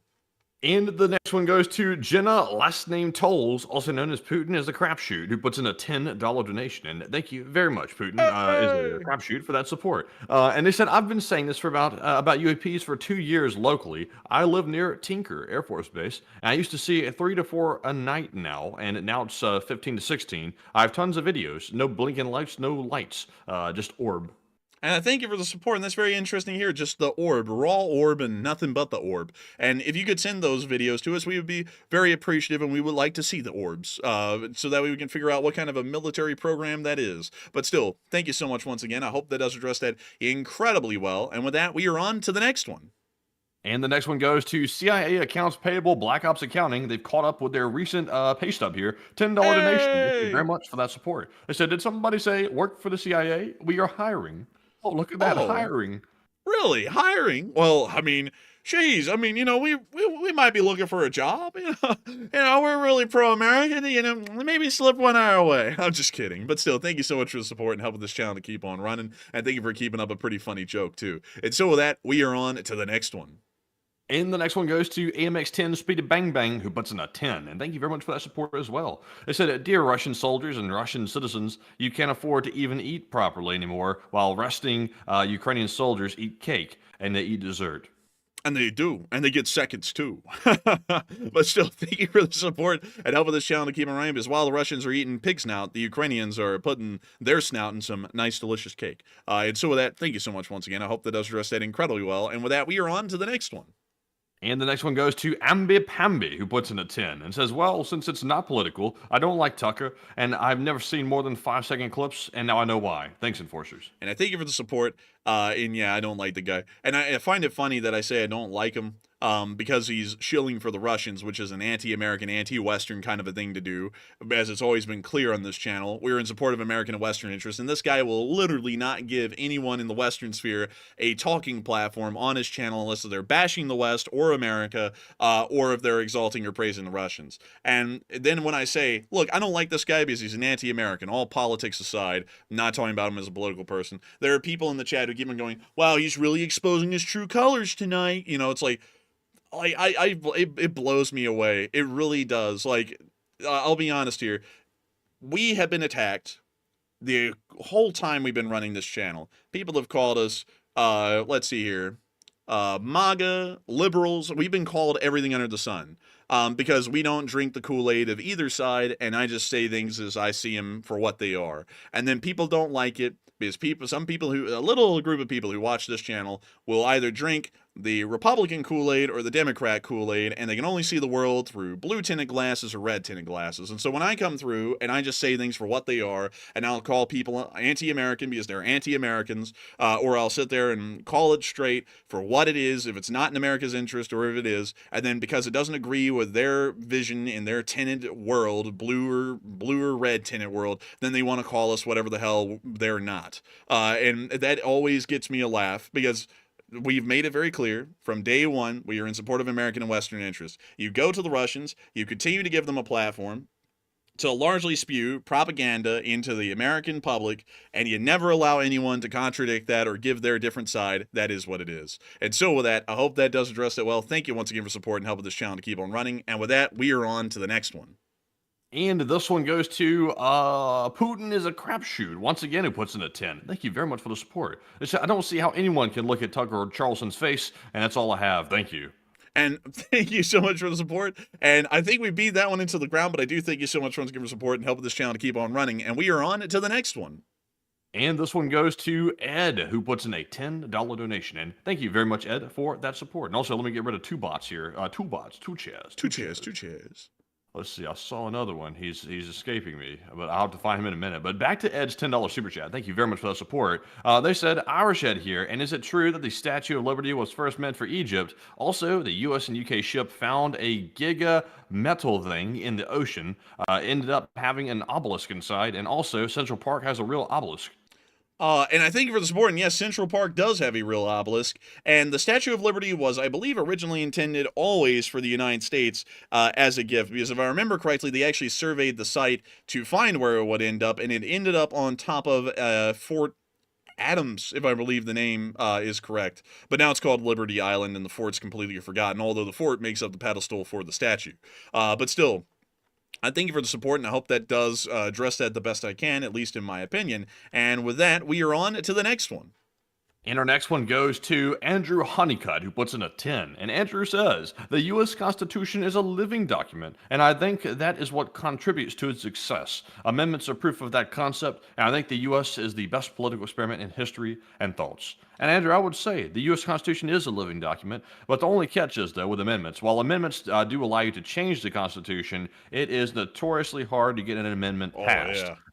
Because of the very high hurdle it is to actually get one passed and the agreement you have to actually get it through. So amendments are a good thing in theory, but in reality, they are much, much harder to actually get done. And that's actually by design, because it's not supposed to be that easy to change the Constitution, because even though it is a living document, it's supposed to be relatively stable. And amendments, even though sometimes they are for the better, sometimes they do cause some instability. And once again, the change in the U.S. Constitution is supposed to be a rare thing. So I do agree with you, but it is somewhat rare. But I also agree with you that the U.S. is the best political experiment in history. It's so far gone pretty good, and hopefully it stays that way. I hope. But Enforcer, what say you? You know what's crazy? This country has been around for nearly 250 years at this point. Let's see, in 2 years, it will be the 250th anniversary, the sesquicentennial of the United States. And over 250 years, nearly, there's only been 27 amendments to the Constitution. Out of those, 10 of them were originally added to it during the Constitutional Convention of 1787 as the Bill of Rights,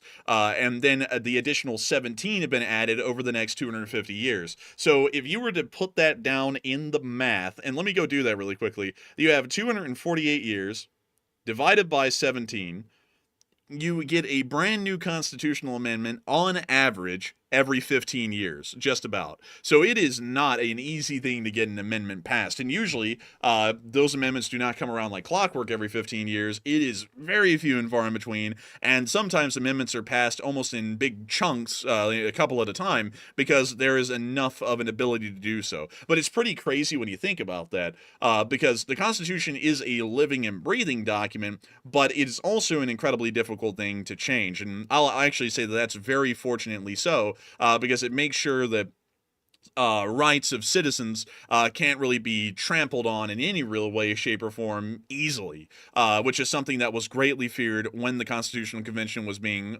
worked upon and the Constitution was being created, was that if they made the system too reactive, citizens' rights could easily be stamped out very quickly. And so they made it a system that was monolithic, really behemoth-like in its scale and movability, so that it was so much more difficult to actually make any real change to the Constitution. Which is although that sounds good in theory, and that's the way it was supposed to work, but the way around it is this: if you don't want to get an amendment passed and you want to basically change the Constitution, what you do is you have the U.S. Supreme Court come in and reinterpret the wording in the Constitution itself, and then you've effectively changed it based on precedent. That is true. Because that's been done a good bit of times on a whole bunch of interesting things. But the government is a very interesting and amazing thing when you look at it.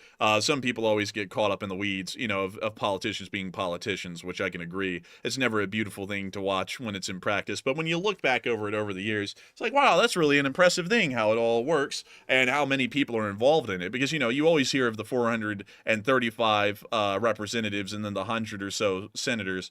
Actually, it is exactly 100 senators. But you never really hear of all the people in the background in the Congress and the Supreme Court and the executive branch, the millions of federal employees that make all of that possible all the time. The actual workings of these things that are done in the Congress, the executive, and the Supreme Court. So it's always interesting to see that kind of stuff. But anyways, with that, I hope that does address that fairly well. And also, let's see. Amendments take all of the Congress plus the governors. No. Actually, it takes one or the other. You can either have, I believe it's a 2/3 majority in Congress, if I'm correct, or 2/3 of the states agree to something, and then that's how it becomes an amendment. Am I correct on that, Matthew? I believe so. Yeah, I think that is correct. Lagging like crazy, but I believe so. Dang, man, I hate that. But I think that is the case. Currently, there was something that was going to be tried to be passed as an amendment by the states, and they finally were able to get the sufficient number. But there's actually a very analogous sort of a statute of limitations deal to that, because the states can't just slowly build up over time the same thing and then it magically becomes an amendment. There's kind of a statute of limitations in between the starting of an attempt to make it an amendment and the end, which I believe is around 10 years. So in the course of 10 years, you have to get 31 governors, which sometimes, come in and come out depending on different states, to agree on one thing to create an amendment, or you have to get 2/3 of Congress to do it. So it's a really, really in-depth thing to do it, and it doesn't require both because that would be way too complicated. So it just requires 2/3 of the Congress or 2/3 of the states. Actually, 3/4 of the states, according to Activist. I'll have to look into that a little bit more. But with that, I hope that does address that fairly well, at least the government side of things. And thank you once again for the support, and I hope that was interesting to all of y'all. And with that, we are on to the next one. All right, and our next one here goes to Wizard of Flaws, who puts in their first ever super chat on the channel, and thank you very much for that $50 support. Hey! And they said Russians play chess. Oh, I don't know about that. But they said Tucker and others know you win at chess by capturing the other side's king. I think you're giving Tucker way too much credit there. First of all, thank you for the support, though. We appreciate that. But I would have to disagree with you because I think Tucker is playing what's known as the money game. He's chasing the money, and he believes the money is going over, apparently, to this anti-American narrative, and he's capturing a different audience here that he knows he can basically cater to by doing this interview with Lavrov and Putin, etc. So I don't think it's anything really fancy here going on. It's literally what it seems to be, which is not chess, and it's really not even checkers. It's just straight up money grabbing. But Enforcer, what say you? I'd have to agree. One has to understand that Tucker Carlson has a very specific kind of an audience. Tucker Carlson is not trying to win a game of chess or checkers for the United States of America or the beautiful republic that we live in. He's trying to win the game of money grabbing so that way he can get his pocket a little bit thicker. That's what he's trying to do. This has nothing to do at all with the benefits of this interview for the Republic. The last interview had no substantive value to this Republic in any way, shape, or form. It literally was just Putin rambling for 2.5 hours. And with that precedent laid out, I do not expect this next interview with Sergei Lavrov to go any better. In fact, Sergei Lavrov is probably going to be saying even more outlandish stuff than Putin said in the past, because usually it's Putin's cronies who say the craziest stuff, and Putin is usually the one who says the most reasonable sounding thing, although it still is absolutely crazy. So with that, I hope that does address that the best I can. I do thank you for the support, though, but I would be under no misconception that Tucker Carlson is not doing anything in the benefits of this republic. And with that, we are on to the next one. And the next one goes to Ambi Pambi once again, who puts in a 5 and says, some guy named Rob said turkey is only good for Christmas and Thanksgiving. Credit to Rob. I'm not going to lie, he's kind of true these days. Turkey isn't really good for much, and if I was ever displeased with a NATO member more, it would be Turkey. Turkey is the one that annoys me the most, and I would say that's pretty true. And so with that, thank you so much once again for support. I hope that does address that well. And with that, we are on to the next one. All right, and our next one here goes to Herp Derp NV, who puts in a 5, and thank you very much, Herp Derp, for that support. They said, I have heard people call the Tucker Carlson fan base. We can't actually get into this one. Herp Derp, I do agree with you on the Tucker Carlson thing. Like, I don't like Tucker either, but sadly, we can't get into this because it is getting a bit political, and we shy away from that because we don't want to cause a firestorm, even worse than the simple bringing up of Charleston causes in the first place. But Enforcer, what say you? And I got to say, thank you for the support.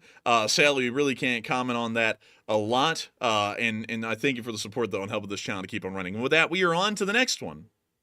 And the next one goes to Caviar, who puts in a 5 and says, why can Russia initially launch missiles and such from Belarus, but Ukraine hasn't launched missiles and troops from Germany to Kaliningrad, for example?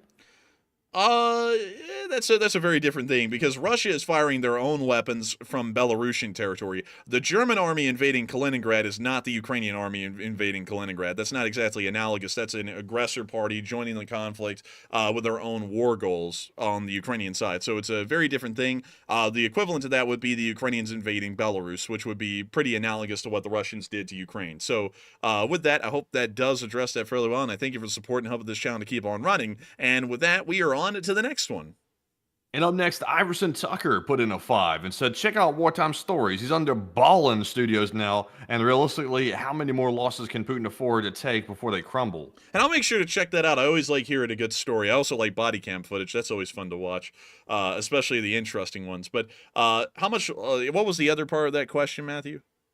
Realistically, how many more losses can Putin afford to take before Russia crumbles? At least in manpower, there really is an unlimited amount of losses that they can take at the moment. It really is more so about how much more economic loss can they take, and I don't really think it's much more. I think they could probably last another half year, maybe a year at the longest, and at that point, they're going to be in incredibly dire straits. They're already in bad straits at the moment, but it's got to be maybe another half year to a year, and then they're really going to be struggling at that point to keep this whole thing going. And so with that, thank you so much once again. I hope that does address that well, and we are on to the next one. And the next one goes to Aperture, who puts in a 5 and says, for anyone who hates the USA, we can make an exchange. I offer my EU citizenship for your USA citizenship. Slava Ukraine, USA, LSA. Hey, and thank you so much for supporting. Thank you for the compliment to the United States. We love America. We really do. And not to disrespect any of our allies, though. I got to say, all of our allies are incredible folks. They always have amazing, beautiful countries with the same kind of interesting and valuable people that we have here in the United States. Like, really, what's crazy is that pretty much all of our allies, in some way or another, contributed to what our nation is today. Because our citizens, none of the United States, except for the Native Americans, or the Indians, if you call them that, are from the United States, or at least the land of the United States. Every single one of our citizens started their stories abroad in the other countries that are our allies nowadays. And it's pretty crazy to think that all of y'all have really contributed little parts into making what America is nowadays. And so with that, thank you so much once again for support. I hope that does address that incredibly well. And with that, we are on to the next one. And this one goes to 6/3, who puts in a 5, and thank you very much for that support. They said, I'm sorry if I seemed like a troll last night. I hope y'all got a beer for my 10. And also, we don't drink, by the way, but thank you very much for the support. He said, y'all do a great job, and LSA forever. And thank you so much for the support. And I don't think you came off as a troll. I actually don't remember what happened last night. In that specific scenario, but I do thank you so much for the support and helping this channel to keep on running, because if it wasn't for folks like you, we would not be able to make this we wouldn't be able to make this country possible, we wouldn't be able to make this channel possible, and we wouldn't be able to keep this thing running. I don't know why I said we wouldn't be able to make this country possible. I had to pause myself, and I was like, I'm just gonna go with it anyways. But still, thank you so much once again. I hope that this addressed that incredibly well, and with that, we are on to the next one. And the next one also goes to 6/3, who puts in a 5 and says, do you guys think that the Syrian civil war will impact the Iranian supply routes for Hezbollah? And I heard that the U.S. did a strike on them in Syria today. Yes, they actually did that, I believe, yesterday. We actually covered that about 24 hours ago. It was at Deir ez-Zor. And, well, actually, I believe it was... Oh, come on, it's not. Deir ez-Zor. Yeah, it's Deir ez-Zor. And we actually conducted that airstrike yesterday. Now, if the SSG ends up winning, that is going to be greatly affecting the supply lines for the Iranians because, well, I actually don't know. I actually don't know on that one because the SSG might end up leaning a little bit towards the Iranian side more than the Western side because they're not really pro-Western and they're pretty radical Islamic. So they may actually end up helping them out kind of like the SAA helped them out, maybe. But with that, I hope that does address that fairly well, at least in my opinion. And I thank you once again for support. And with that, we are on to the next one. And this one goes to Ryan H, who puts in a 5 as well. And thank you very much, Ryan H, for that support. He said, Hey. shout out to the LSA. And do you think the news media will ever return to the days of more balanced and objective reporting? I think it will one day. I'll be honest with y'all. There's actually a little bit of a thing that people don't know about the United States that is interesting. TV, unlike radio, is not really regulated, at least on the political side or the factuality side of things. Back when radio came out, the Congress actually understood the destructive nature of unmitigated propaganda for the large part being emitted over the radio wave. So there was actually a certain amount of rules and regulations that were laid out by the Federal Broadcast Commission, or the I think it was the FBC, that pretty much laid out exactly what radio channels could do and how much political discourse they had to allow on their radio channels. When television was created, the television companies initially were actually very scared that the same thing was going to be done to television. So they played it very, very safe. And back in the day, a lot of those news channels that y'all know, folks like Walter Cronkite, who was very famous at the time for his balanced and neutral journalism, among many others, they were taking massive losses on these news channels. They didn't make money. Everything on the television made these companies money except for the news segments. They lost money. But the reason why they did that was to make sure that the Congress wouldn't see this as a glaring issue and then start to regulate television as heavily as they regulated other aspects like the radio. And so then over time, the Congress just literally never paid attention to television. And then finally, companies started to decide, you know what, since the Congress isn't really paying attention to what we're doing on television, let's start making our news channels profitable by putting out certain kinds of political dogma and propaganda largely towards different political parties, because that will really make us money. And that's why you saw the slow shift from neutral journalism on television into non-neutral partisan sort of news coverage, is because they were trying to find a way to make the news companies or the news channels profitable. And that's why nowadays you never really see a neutral news television channel, is because it's generally considered economically unviable, which is a little weird. But that's why that's the case. I think, to be entirely honest, though, to be political, I believe that the same kind of regulations and rules that were passed by statute by the Congress way back in the creation of the radio should be passed towards the television these days, because I feel like it is very unconducive to public discourse at this point for these channels to be putting out the kind of dangerous political rhetoric that they're putting out these days. Not that I'm saying I'm against free speech, but there is a lot to be said for the importance of television and the kind of message that it sends, and the kind of dangerous sort of a social situation that they're creating, which was also understood with the radio at its inception in America as well. And so with that, I hope that does address that the best I can, and I thank you once again for the support and helping this channel to keep on running. And with that, we are on to the next one. And our next one here goes to Robert McCann yet again. And thank you very much, Robert, for the 10th ever super chat on the channel. And he puts in a 50, and thank you very much. He said, "Enforcer for president, LSA, and proudly we stand." And I gotta say, thank you so much once again for support, Robert McCann, and thank you once again for putting your vote behind the enforcer for president. Enforcer now more than ever. And so with that, thank you once again. I hope that does address that incredibly well, at least the best I can. And thank you once again for helping this channel to keep on running. And of course, long live the Lee Spring Army, and the Lee Spring Army will never die. And with that, we are on to the next one. And our next one's going to Matt Ert, who puts in a 5, as well as a 2 from Plazoth. And I don't see comments attached to either one of them, but thank you, Matt and Plazoth, for that support. And we also have a $5 super chat from I Am Dar, who says, "I started a drinking game, and every time I hear 'what say you,' I take a drink. It's not going well." Dang, I gotta tell you, I'm sorry about that. Your liver is probably going into cirrhosis at this point. I'm very sorry about that, and I do apologize. I think that's the correct term, isn't it? I thought it was cirrhosis. It is cirrhosis. I'm stupid. I'm sorry. It's cirrhosis. It's not cirrhosis. But beyond that, I thank you so much once again for support and helping this channel to keep on running. And I hope that does address that fairly well. Also, Matthew, I just saw someone say something. The Ministry of Truth wasn't. Look, what the hell is wrong with people these days, all right? I don't mean to sound like upset about that, but what I'm saying is that there should be a law, an act passed in Congress to create equal airtime on all news channels for both political sides to be discussed fairly. No bias shown, just the facts. That's what I'm asking for. I'm not asking for the Ministry of Truth, and I'm not asking for someone to come down and say what's right and wrong politically on the domestic side. That's not at all what I'm asking. I'm just asking for, like the radio, for things to be fair, for both sides to be given equal airtime, and for there not to be dangerous political rhetoric from either side being stated on the airwaves and riling up the people to violence. That's all I'm saying. That's what was done with the radio, and it worked, and that's what should be done with television. I think that that's 100% what should be done. And so with that, I hope that does address that fairly well. I don't even know how the hell they can be equated to the Ministry of Truth trying to just come up with something like having a fair dialogue in between the parties and making sure that it's always assured on every channel so that way it's actually neutral, unbiased, and factual. I don't know how that's the Ministry of Truth. That's just wanting to make sure that folks are able to hear all sides and have a well-constructed and well-rounded understanding of what the American political landscape actually looks like.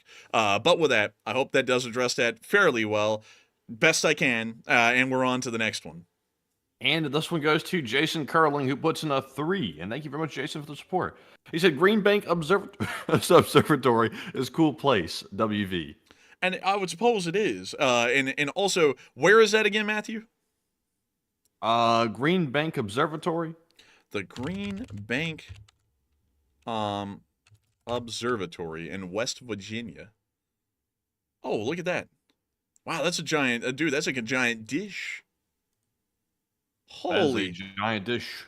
Dude, that thing is huge. I mean, huge, I tell you. That's crazy right there. But still, I gotta say, thank you once again for the support and helping this channel to keep on running, because if it wasn't for folks like you, we wouldn't be able to make it possible, and that thing is pretty freaking neat. Where the hell is that in West Virginia? Oh, it's right on the Virginia border. I thought for some reason it was like in the middle of West Virginia, like the dead center. But still, thank you once again, and we are on to the next one.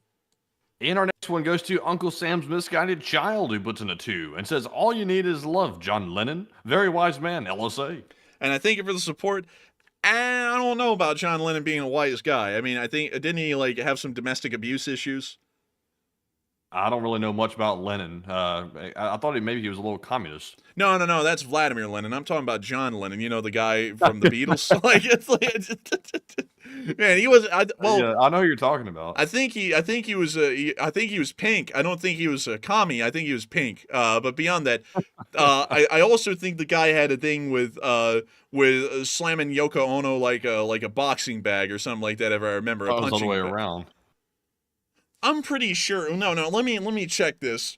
John Lennon, domestic abuse. Let's see here. Hang on.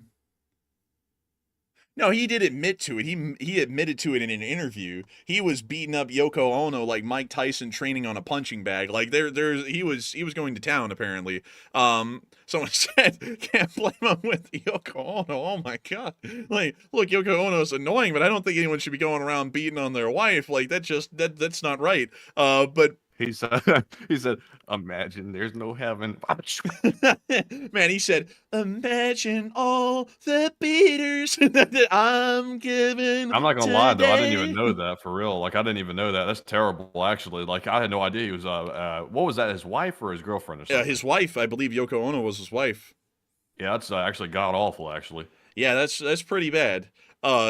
And also a lot of people are like, in his defense, Yoko Ono is annoying. Yeah, Yoko Ono is annoying, but I mean, like, that's never a justification to go and beat your wife. Like, you know, like, yeah, like, you divorce before you start beating your wife. Like, that, like, I'm just saying, folks, like, look, Yoko Ono was annoying. Like, I think we can all agree on that.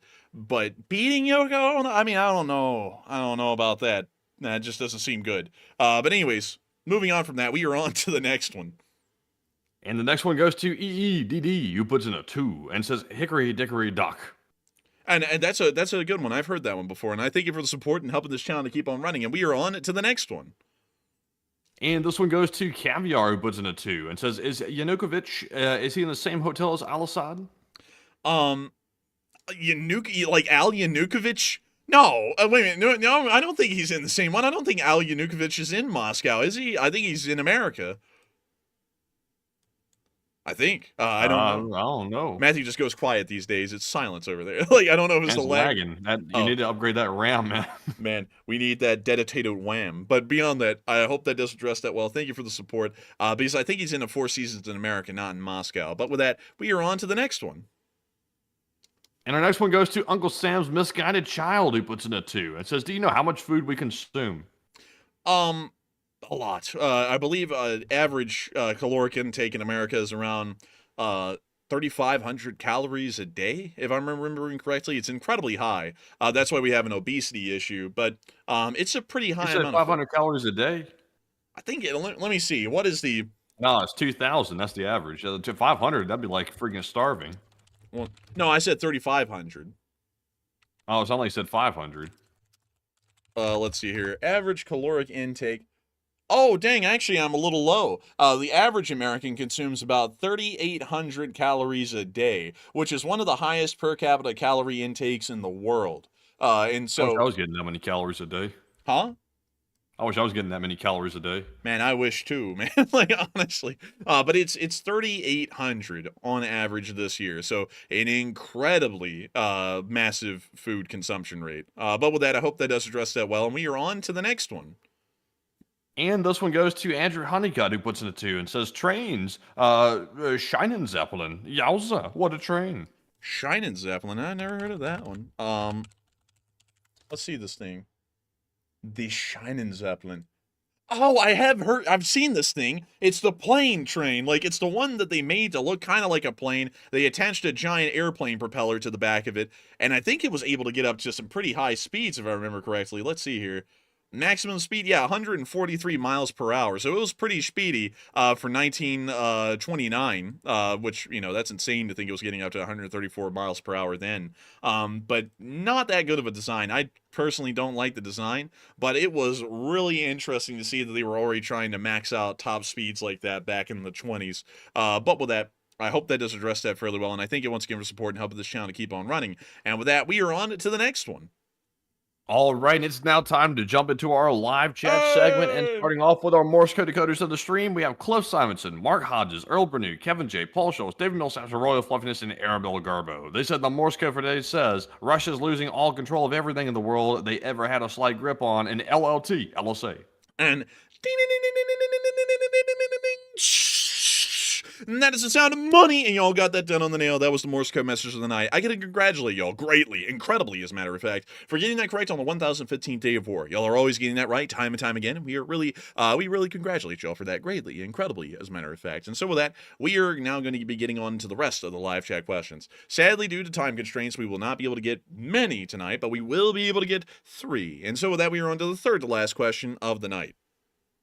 And this one goes to Michael Thomas, who says, have over 500 North Korean soldiers been casualties in the past week while fighting in Kursk?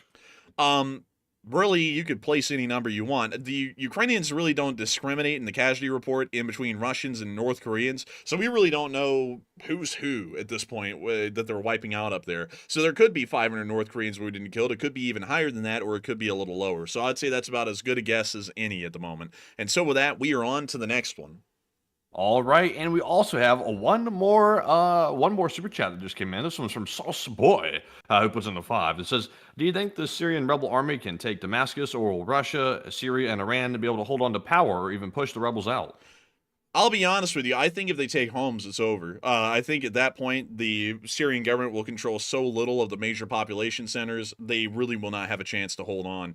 Because while the Russians and the Iranians can try and help out, it's only support. It's not real physical involvement in the conflict, and it would be entirely up to the SAA at that point to be able to overpower the SSG, which just could not be done at that point. So I would say if the SSG takes Homs, it's over. I don't think they'll be able to hold on, even if the Russians and the Iranians were there trying to help them with as much support as they could. And so with that, I hope that does address that well. And thank you once again for support and helping this channel to keep on running. And with that, we are on to the second to last question of the night.